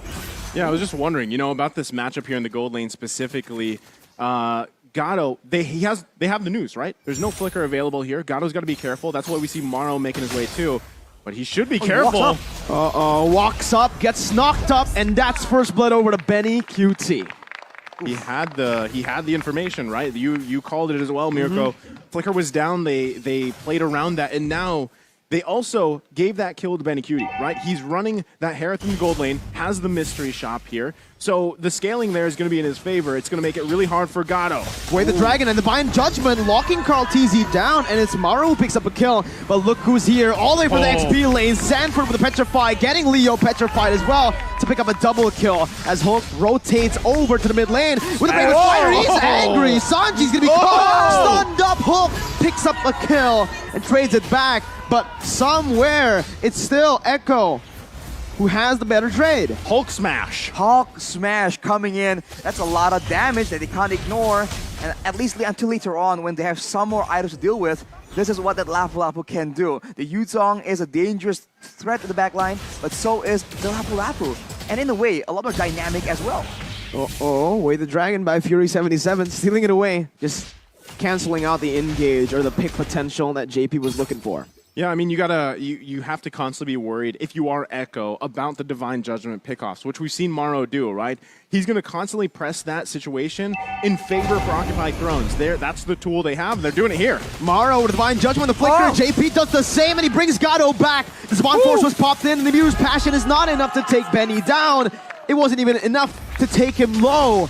Echo get the turtle too, and it is a disaster for Occupied Thrones. Echo right now controlling the game, 2.3k gold lead. It's a 2v3 outplay on the back of JP, just really identifying who he needs to kick under the turret, and I think that would just benefit them so much.